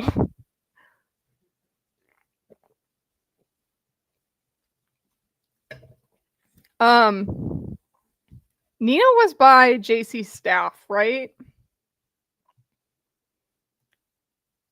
Yeah, this is what I would say too. The adaptation was uninspired. Like it wasn't the best thing ever. I don't think it was the worst thing ever, but it was definitely just like it was there. And I wish they did more with it. They could have really made that artwork look amazing. But unfortunately, it just looked very flat. Next up, we have Nodame Cantabile. I really like this series, but I have really mostly just consumed it through the anime and the first volume of the manga. So I'm gonna just leave it in the anime tier. I'm sorry, I keep burping. There we go. Okay, so I'm gonna leave this one in the anime tier because I've watched most of it from the anime and have only read one volume. But at some point, hopefully we can get some sort of Nodame reprint or something because I would love to own this one. And anytime I've seen it from like the Del Rey releases at like a half price books, I always leave it because I'm like, surely at some point they have to reprint this series. They can't not, right? It's a masterpiece. There hasn't been a music themed manga yet to top it. I'm trying to think. Well, is Kids on the Slope also kind of like a music themed manga? Because I think Kids on the Slope I've liked more than Nodame, if anything. No, don't say that.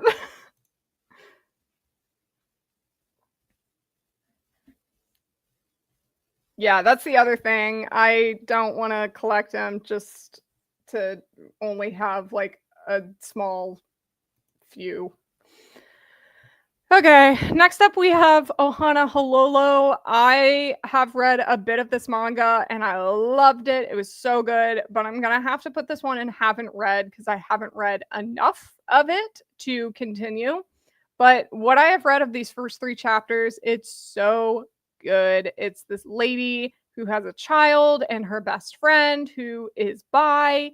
And it's just like a really good slice of life manga, drama manga. And I believe it's from Feel Young. So that's how you know it's going to be like a really good Josei manga too. But I can't wait to read this one in its entirety because I've just heard it's incredible, and from what I've read, it's very good. Riley says, I think there's a decent chance we get Kids on the Slope as well, so long as Wolf Daughter does well, which it seems to be so far. Hell yeah. Whenever we got to Kids on the Slope, I was saying, bye Wolf's Daughter. Seven Seeds need to pick up that Yuri. Pick up this Yuri. Next up, we have Olympus. This one is okay. I love the artwork. I don't remember much about the story, so therefore, it's clearly not so amazing that I loved it, but neither was it so bad that I don't remember it. God, I can't even remember the plot for this one. I'm gonna have to reread it, but the art is really pretty. If you guys like anything to do with Greek mythology, Olympus is a really good read. So definitely check this one out, and I will check it out again too.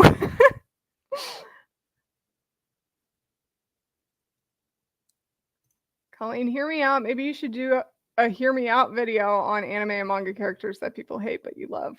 That's like all of the characters I love. I don't know if I could subject myself to the pain of seeing comments saying I'm wrong and stupid when I feel very passionately about these characters. Okay. Next up, we have Onna no Sono no Hoshi. Super funny manga. For anyone who has heard of Let's Go Karaoke and Captivating, You, I think that's what it is. This is from the same author. This is one of her Josei series, and it is so funny.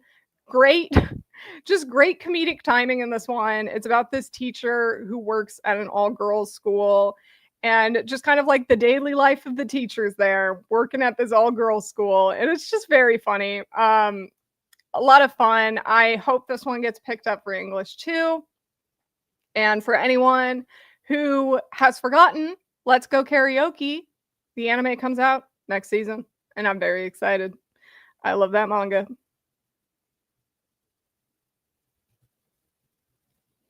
Yeah, I really don't know how we don't have this one. It's not even like it's so like long right now. I believe there's only 6 volumes out right now. It is still ongoing, but like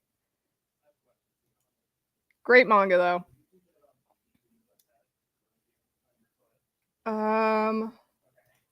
Yeah, I'm trying to. I go back and forth. Would Yen press slice in this one more likely, or would Seven Seas? But yeah, the fact that we don't have it still frustrating. Okay, next up is Papa Told Me. This is another one by Nane Haruno. I love this manga. Love. This is about this little girl named Chise. I believe it's Chise, who lives with her single father because his wife has passed away. Her dad is a semi-famous writer, and it's just kind of like the daily lives of the both of them, as well as whenever the father's sister comes over, we get a few like stories about her as well. There's a lot of like really great commentary on like being a working woman in like the 80s. I believe it's the 80s. But yeah, just really incredible manga. Oh God, I wish we had this one in English so bad. It's so good. Hey, Kwam. Don't say that. Have hope. Have hope.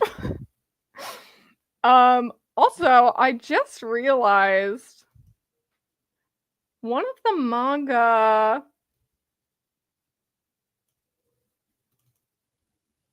Yeah, what the heck? One of the manga added on here didn't get put in. Hold on, let me see if there was any other missing. There shouldn't be, but I just realized that one was not in it. Okay. I think all the other ones are in there still. Okay, since this one was not put in for some reason, we have Midnight Flowers. This is like one of the earliest works for, I'm so sorry, Moonlight Flowers. You're so right. This was like one of the first Yuri series in a Josei. Wait, is it Midnight? Am I crazy? What is happening? Is it Midnight Flowers? I thought it was Midnight. And then I got gaslighted by you, Mel. Anyway, this manga is very good. Like one of the earliest Josei Yuri ever, kind of paved the way for every other Josei Yuri out there. They all kind of follow in the same footsteps as this one. But yes, very good series. It's about this woman who is either like married or about to be married, and she reunites at a class reunion with one of the girls that she was partnered across from for a play. I believe it was Romeo and Juliet. And the two of them, like, so clearly were in love with each other, but they kind of denied it because, you know, oh, two women, we can't do that. We have to have babies and marry people and work at home. So they kind of gaslight themselves, you know, the compet. But just a really, really good series. So yeah, that one's going in Chihaya. Okay, it is Moonlight. Everyone's saying Moonlight. It birthed Josei cheating Yuri. So true. The thing is, ever since I did my Why is Shoujo Manga So Gay Even When It's Not, whenever I did that video, I have come to the conclusion that the reason there is so much Josei cheating Yuri is because they're taking class S tropes from when they were kids and like breaking it down into like the real world. So like, this is how we were taught. And now I'm an adult and I can do whatever I want.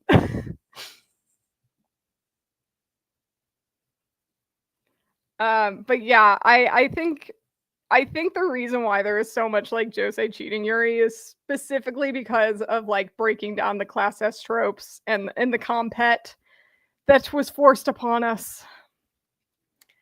Okay, next up we have Paradise Kiss. I have not read Paradise Kiss yet. I plan to probably next year for my next reading list because this year I read Neighborhood Story. So Paradise Kiss will be up next, I have high hopes for this one because it is made for a slightly older audience than some of other series by Aizawa. So I'm hoping that this one's gonna like hit a little bit more in that regard. Okay, it seems like a lot of people really like Paradise Kiss. A lot of those like Tokyo Pop series I never read because there wasn't a lot of like the Josei ones at the library. So anything that came out from Tokyo Pop around that time that were for an older audience, I just never like checked out and never saw, I guess. Oh damn. Even saying Paradise Kiss better than Nana. Oh no. Fight, fight, fight, fight, fight. Yeah, see, I was not a huge fan of Neighborhood Story. Like, it's cute, it's okay, but it's just not my thing, I guess. I could definitely tell that it was for a little bit younger of an audience, and that, like, if I read that as a kid, I probably would have loved it. But, you know, reading it as an adult, it's like, it's not as much for me. But I would definitely. Yeah, I would say Neighborhood Story is like a good read for a kid. Neighborhood Story and Last Quarter. I think those are like good reads for like slightly older kids. So like in the 12, 13 range. Next up is Perfect World. This one I go back and forth on because like Perfect World, it started out okay. I like some of the discussions on disability and like making homes accessible and making the world accessible and like all this stuff around like you are not just your disability and you are also not nothing because of your disability, if that makes sense. But it is so convoluted. God, the drama was fucking stupid as hell. Some of the drama I let go. I'm like, okay, whatever. But any of the stuff with like the love square, bogus as hell. So forced. It just felt like it was trying to keep the main characters away from each other for literally no reason. If it was just for reasons where it was like he had to get over some of the stuff himself without like having to focus on a relationship at the same time, I could understand that. But no, it was all just stupid fucking bullshit with other people trying to get in the way of them. So I'm going to put in Suwaichi. Yes, literally just an irritating manga to sit through. Absolutely irritating. Like, if you want something about nah, I'm trying to think of a good like substitution for like a manga about disabilities. I think a good manga that's kind of in the same vein as like discussing disabilities is Limit. No. I hear the Sunspot. But that one is about someone who is deaf or hard of hearing. But they also talk about like ways to make the world accessible with living with that disability. Josei and the Tigerfish, thank you for that recommendation. Blade Girl is a decent one. I would say it's a little less about it's a little more inspirational, if that makes sense. It's not as much about like how to make the world accessible for everyone and not just a select few. Okay. Next up we have Searching for My Perfect Brother. Unfortunately, it is very peak. Unfortunately, this one is crazy and diabolical, but it is very peak and it is very good and I like it a lot. So this is by the same author as Killing Line. If any of you have read killing line, you kind of get the idea of what this author likes to do, and they like to just absolutely do the most insane shit. Essentially, this series is about this girl who her parents had died, and so she was living with her older brother for most of her life, and then at one point her brother just disappears, and she doesn't know where he went. She doesn't know what he's doing, and she's like continually searching for her brother. And then she meets this one guy who like comes into her work. She works at a grocery store, and he like, I can't remember the circumstances of what happens, but he falls asleep on her, and then he finds out like, oh, I've never been able to fall asleep ever. Like, he just can't fall asleep. He's an insomniac essentially. But he can when he's around her. So they kind of get a little bit closer because he's like, she's allowing him to be around her so he can fall asleep. And then secrets start to get revealed. Oh my God, the secrets are so good and juicy. I wouldn't even say the age gap is controversial. This one is just, it's insane. It's diabolical, truly. The author was like writing this manga and like going hee while making it. Okay. So well, for that one, I would say, like, guys, if you can't stomach some weird ass things going on, like, don't read this one. I don't want to give too much away, but like at the same time, maybe just stay away if you're like not into, weird ass plot lines. I for one am not usually, but this one's good. Okay. Next is Pet Shop of Horrors. I've been reading this one recently and it's good. I like it. I wouldn't say it's my favorite thing ever. I think it's the title is Searching for My Perfect Brother, and I believe it's only 3 or 4 volumes. So you're going to have a pretty quick read of weirdo time. Anyway, Pet Shop of Horrors. I have enjoyed the volumes that I've read, but it's not like amazing or anything. I love the artwork. I think the artwork's very good.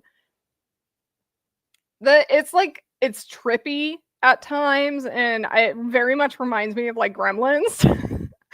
But like I feel like the stories are just too short for some reason. They're just very like cut and dry, and I feel like there's not enough like substance to each episodic chapter. So I just kind of wish there was more to it. I enjoy it though, and I will keep reading it and I'll keep buying it, but yeah. Yes, I love Count D with his fuck ass bob.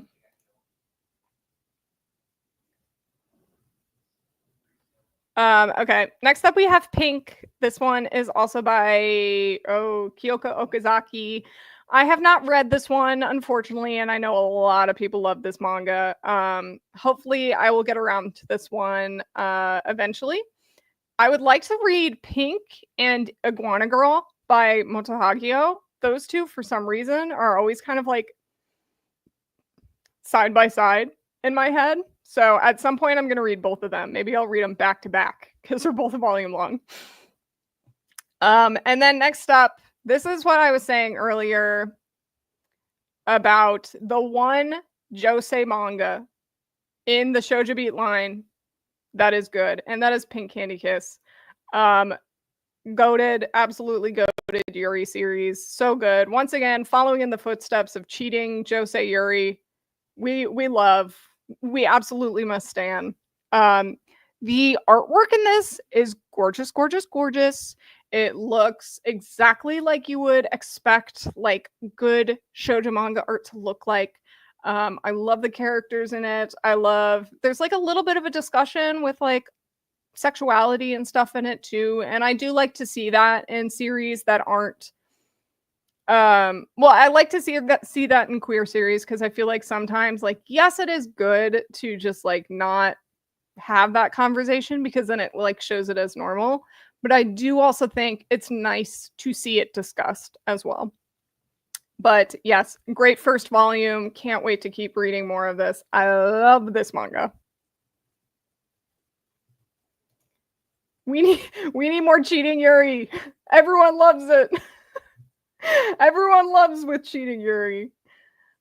This one is called Pink Candy Kiss. Yes, the end note from the author was really nice. Essentially, for those who haven't read the first volume, the end note from the author is basically just like, I wanted to write this story because I think love is love. And it shouldn't be taboo to write about these things, essentially. Okay. Once again, I'm gonna have to put this into anime tier. Princess Jellyfish, I have mostly just consumed through the anime. I have read the manga too, but I don't remember anything about the manga. Everything I remember about the series is just from the anime. So I have to put it in the anime tier, and I did like it a lot. This one is probably the lowest on my anime tier so far. I really like Kids on the Slope. I like Nodame, and I enjoyed Princess Jellyfish. But at some point, I really need to go back and actually read this again so I can remember anything that happens in this manga. Oh, I didn't know that. Maybe that's why. Maybe that is why I don't remember. I love this scene. I love this clip every time it goes around.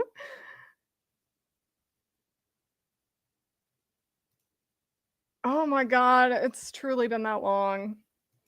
I watched this when I was in college, so the fact that it's been a decade since I was in college, that makes me feel old. How dare you?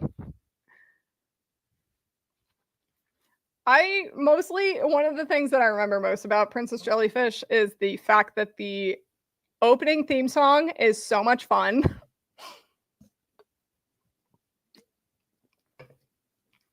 All right. Next up, we have a queen and an old maid. This one is a digital license from Manga Plaza, and I love this manga so much. This one really deals with it's not specifically said that it's like body dysmorphia, but like this female lead, I resonated with her so much. She's just like projecting a lot of gender ideology onto herself, and she's very like body dysmorphic about how she looks and how she feels, and she's always comparing herself to everyone else. It's a really good start to the story, and then she meets this guy who is openly bi, and he kind of like shows her how to be more confident. And it's not entirely just through like, you know, clothes and hair and makeup like Cinderella Closet, but it is kind of in that same vein. But I feel like this one has a lot of focus on like one of the parts of the manga is the guy dealing with homophobic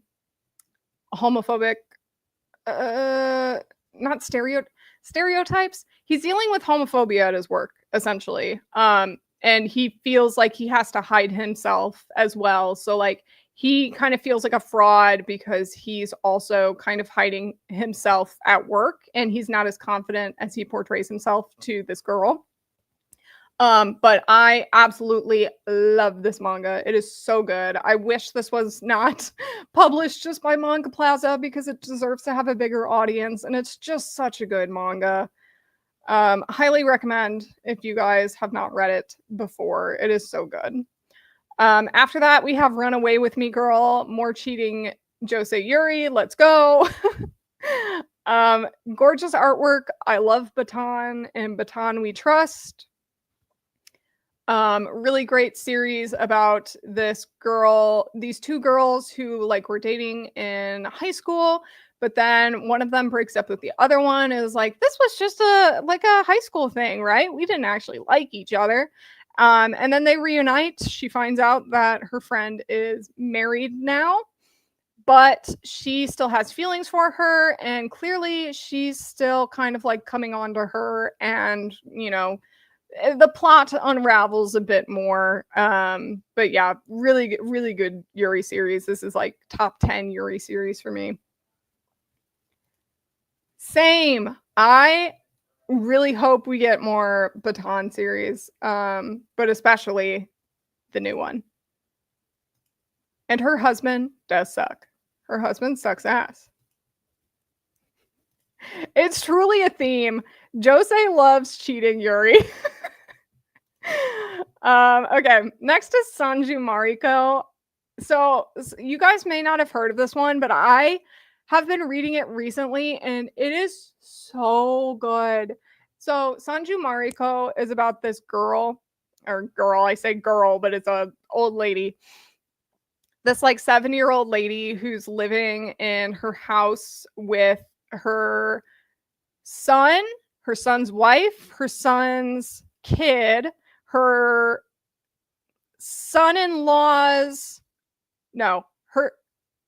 her daughter-in-law's sister, and her daughter-in-law's sister's kid. And she lives in this house, and like no one wants her there. They think she's taking up space because she's just this old lady who's like, not contributing anything to society anymore, even though she's like a very famous writer for this literature magazine. But she decides enough is enough. She doesn't want to be a burden to the family. She's going to figure out her life on her own. She ends up leaving the house, and it's just kind of like this adventure that she goes on. It's like an adventure manga, but without, like a fantasy world. It's this old lady going on adventures and like meeting new people and learning new skills. And like one of the things that she does is she meets this other old lady who plays like an MMO game, and she meets her and they become friends, and then they go game together at an arcade.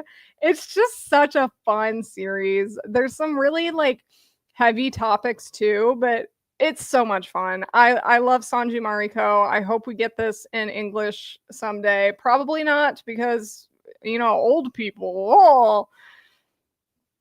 But this manga is so good. Absolutely recommend. The family in this series sucks. They suck. Don't be mean to my girl. Don't be mean to my girl Mariko. She's so cute and sweet. I would love her. I would love her as a grandma. Next up is Sesame Salt and Pudding. Once again, this is another manga that was on my top 16 list that I did in 2023. I didn't like this one very much. It was okay. It was just kind of there. I have no feelings on it one way or the other, which is why I ranked it so low in the first video that I did. But I think I'm gonna have to put this one just in Kanatomu, because I didn't dislike it, but I didn't like love it either. It was just kind of there. I know a lot of people like it. A friend of mine really likes it too, but it's just meh. It's just meh. There's a lot of series with elderly protagonists in Josei manga, which is why it sucks so much that we get none of those.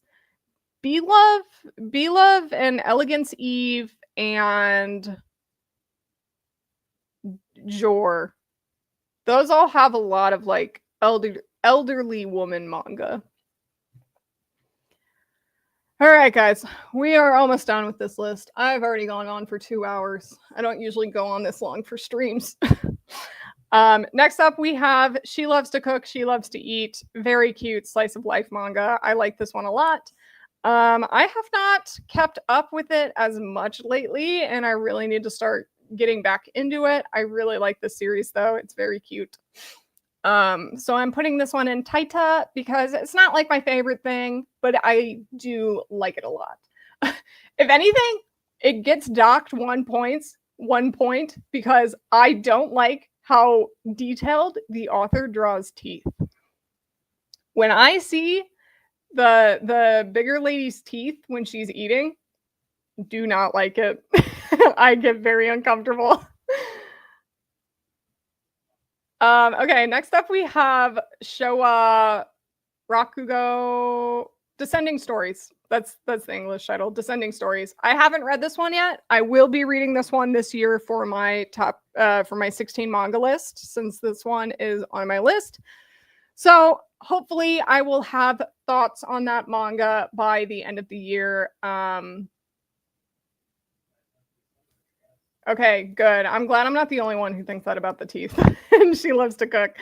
Anyway, I will hopefully have thoughts about Descending Stories by the end of the year, because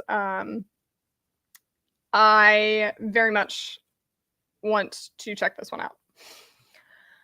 Next up, we have Should, SHWD.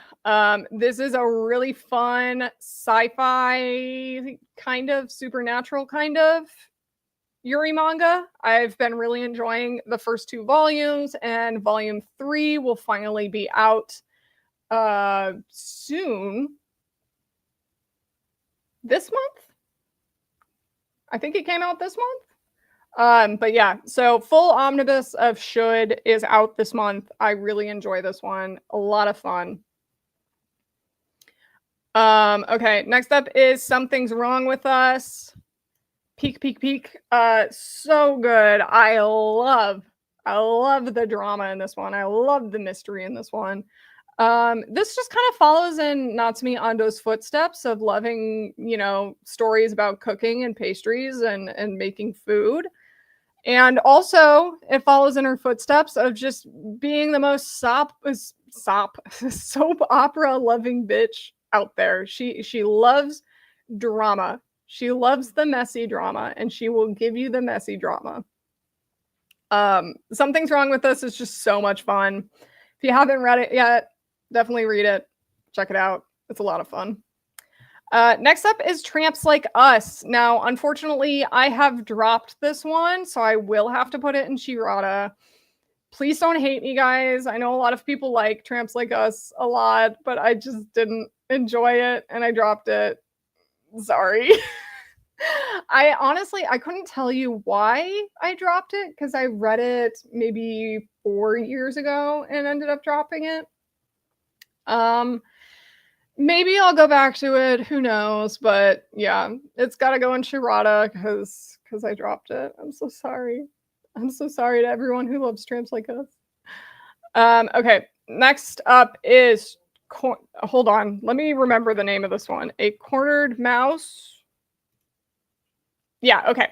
The Cornered Mouse Dreams of Cheese. So this one's a BL manga. And you know what? This BL manga, this shit's good. I don't know why. This manga is toxic as hell. Title is The Cornered Mouse Dreams of Cheese, or Never Dreams of Cheese. It's one of those. I just put it in the chat. So I can't remember the premise of like how these two guys meet, but this dude's like a lawyer. He's like a straight up, like straight-laced kind of dude. This dude's kind of a playboy. He's gay. He thinks he's straight. They like kind of hit it off. I guess he was like curious. He was bi-curious or something. And then they enter the most toxic relationship known to man. There's a sequel for this one too. The sequel's just whatever, but the original, toxic as hell, and I loved every second of it. Satona Mizuna, I believe is the author's name. They do some crazy stuff. Yes, one of them is cheating. Once again, Josei and cheating. I love to see it. But yeah, great toxic series. We love to see it. Then we have Uramichi Onisan. Very fun series. I think the anime works better in the comedy, but I do very much enjoy the manga. I think the manga can be just as funny, but the anime wins over it a little bit because hearing the songs that they are singing, these kids songs that they make up, I think is a little helpful for some of the parts where it's very song heavy. Next up, Usagi Drop. Guys, I haven't read Usagi Drop because I know what happened. And I'm not dealing with that shit. I'm not dealing with that shit. Thank you, Jill, for hanging out. Yeah, so Usagi Drop, I haven't read it. I don't think I ever will. Next up, we have Veil. Guys, I'm so sorry. Veil is just so whatever to me. I might keep reading it, but like I don't have any desire to. It's pretty, and that's literally all. To me, that's literally all. It's just pretty. I am so sorry. I am sorry to that man, but it's not my favorite. I feel like everyone likes Usagi Drop. Like the manga was rated so high just because people who like the anime went and rated the manga or something. Because like, how can you rate it so high with the? I don't even know.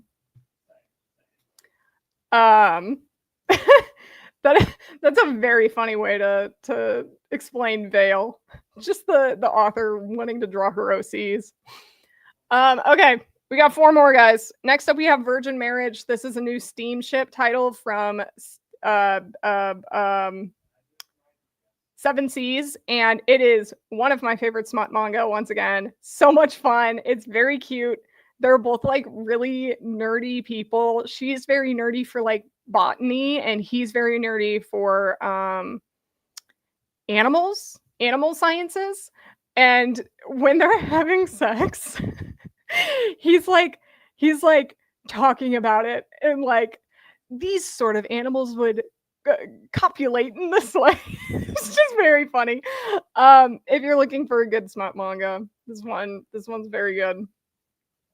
Yeah, everyone hypes up Veil, and it's literally just because the art is pretty, but like what is there going on much more than that? Like some other people have said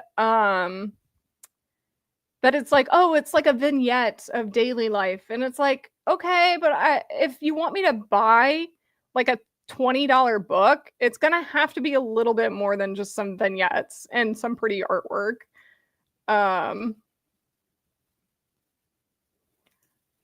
God, that would be very funny, but no.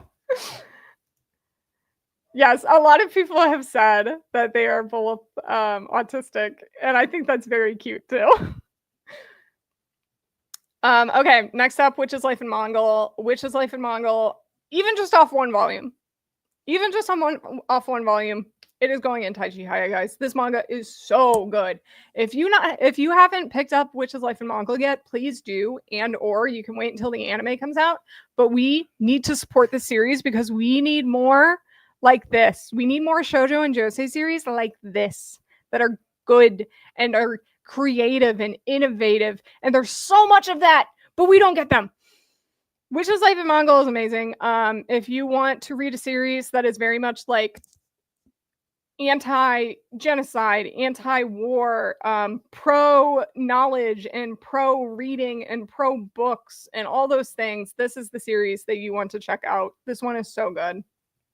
How much is each volume? That is a good question. I'm going to assume 12 to 13. No, 15. I'm going to guess 15 for Witch's Life in Mongol because it is from Yen Press and it's in a large print. If it's not 15, it might be 16. And that is in American dollars, just so you know. But yeah, Witch's Life in Mongol, so good. Next up, we have With the Light. This is a story about a mom who finds out her kid is... Goodness, I'm so sorry. I blanked out there for a second. This is about a mom who finds out that her kid has autism and just like this dealing... I don't want to say dealing with it because it's not like a death knell like some people like to think. RFK Jr. But you know, just kind of like the struggles of having to change your mindset about how you would raise a kid. Like, not every kid is going to be raised in the exact same way. And it just shows like her and her son, and like how this has changed their family, and how you need to be supportive in times like in times where your life is changing. So yeah, very, very good manga. I can't wait to read more of this one. I've read the first 2 volumes, I believe. Adapting, that is a much better, thank you both of you for saying adapting. I was like trying to find the word for it and it just wasn't coming to me. But yeah, very, very good manga. There's some triggering topics in it. Like, one, I believe she does slap her kid at one point, and I was like, oh, I don't know how great this is, but like they show it to show, the toxic aspects of non-neurodivergent people and how they are being challenged because they have never had to be challenged in that way before. That's how I view it. But if you guys do not want to see, abuse towards someone who is neurodivergent, you might want to avoid this one. But it is a very poignant story. Okay. Last but not least, we have Wotakoi, and we are ending on a sour note because I don't like Wotakoi. I don't like Wotakoi at all. I think Wotakoi is very bad and annoying. I don't think it's funny, and I don't like the characters, and I don't like the main couple. I don't like the side couple. I think the side couple is even worse than the main couple. I'm so sorry, guys. I ended on a bummer.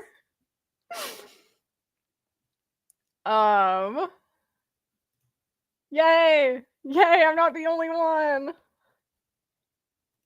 Yeah, people love this series. And I feel like people love this series because A, it's like an adult otaku series, but B, because the anime was very popular. The anime and the anime opening. Yeah, it was very meh. Like, nothing really hit like I wanted it to hit right now. I wanted the romance to hit more. I wanted the comedy to hit more. I wanted more, like, I don't know. I guess the only thing that really hit were the otaku activities, but none of the otaku activities were things that like I could relate to. So even that, I was just like, I there's nothing in this manga that really hits for me. So that's why I was just like meh on it. I finished it, but I was just not. I didn't get the hype. I think that's why I ended up not liking it as much as I did.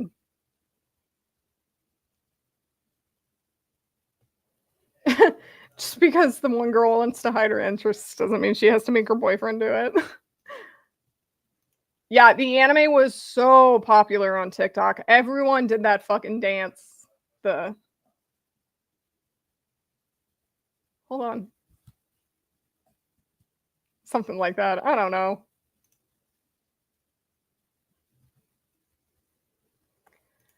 I think it's fine sometimes when like adult romances don't go very far. But I do want more of like an open communication of like feelings and stuff.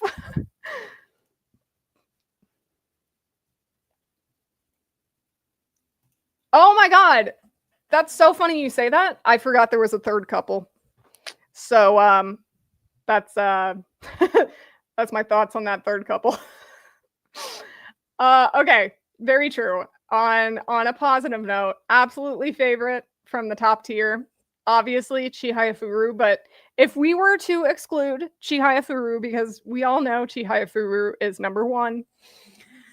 Oh god, that's gonna be really hard because it's definitely between Ikoku Nikki and Don't Call It Mystery.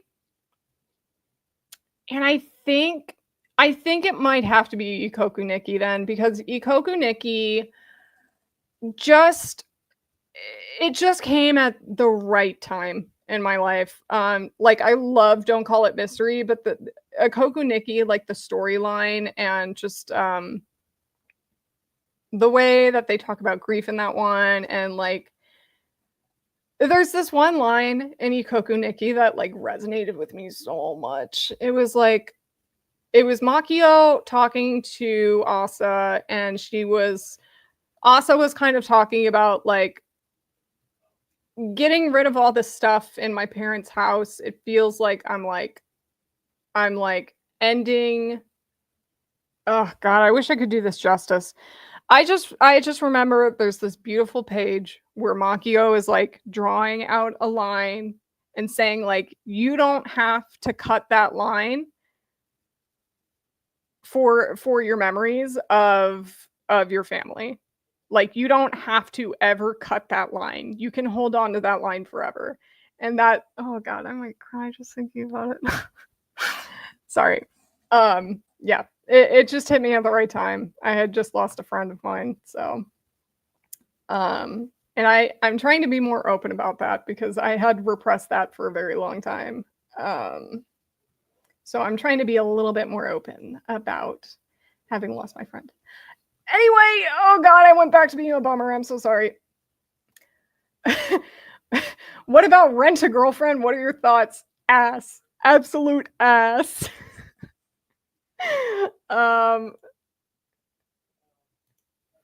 What struck me personally is an elderly parent's personality doing a 180 after both dementia and grief, which I'm dealing with. Yeah, that's very hard to deal with. I've personally never had like a direct contact or direct relationship to someone who has dementia, but my uncle's mom had dementia, and he always talked about like how much of a struggle that was. So I can imagine you're going through a lot, and I hope you are doing well. Hug. Can you explain why the author from Lovecom is a psycho?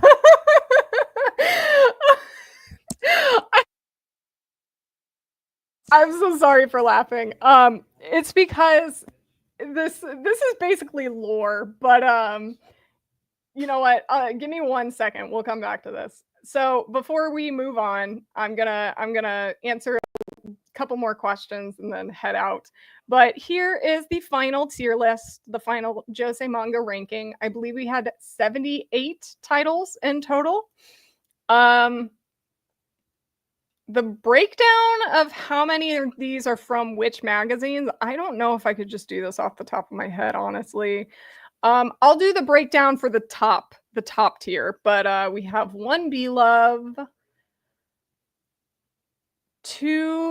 1, 2, 3 Feel Young, 1 Souffle, 1 Comic Zero Sum, 1 Young You, which is a defunct magazine now.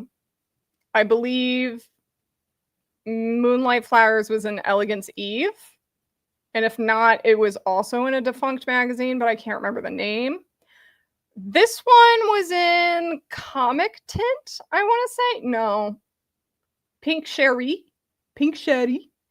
And then we have Flowers, and this was an online publication. And then this was Kiss. So we're kind of all over the place with those. All right. So let's go back to this, and let's real quick, I'll give you the lore drop. Essentially, for anyone who doesn't know, there was a scandal last year or 2 years ago when the dub for Lovecom came out from Discotheque. And the guy who was the writer for the dub release, he was a YouTuber who is like Jello-ocalypse, I think is what his name is.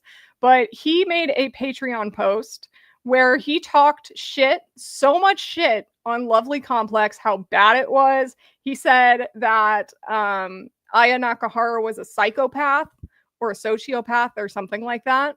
He like essentially questioned her sanity because he hated the series so much. And he essentially claimed to have rewritten stuff in the dub because he thought the anime was so bad.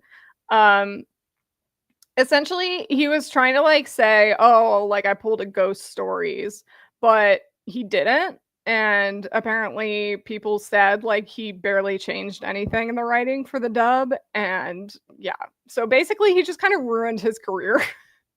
At least he ruined his career for that company, because I think he's a writer on something else right now. But yeah. So he called an author a psychopath just because he didn't like the series, which I thought was very strange. And I love making fun of him saying that. But yeah, that is the tea. The tea there. All right. I don't know anything about this guy other than that. He hated Lovely Complex, which I think is funny because people love that manga. Like, you don't mess with that manga. People love it.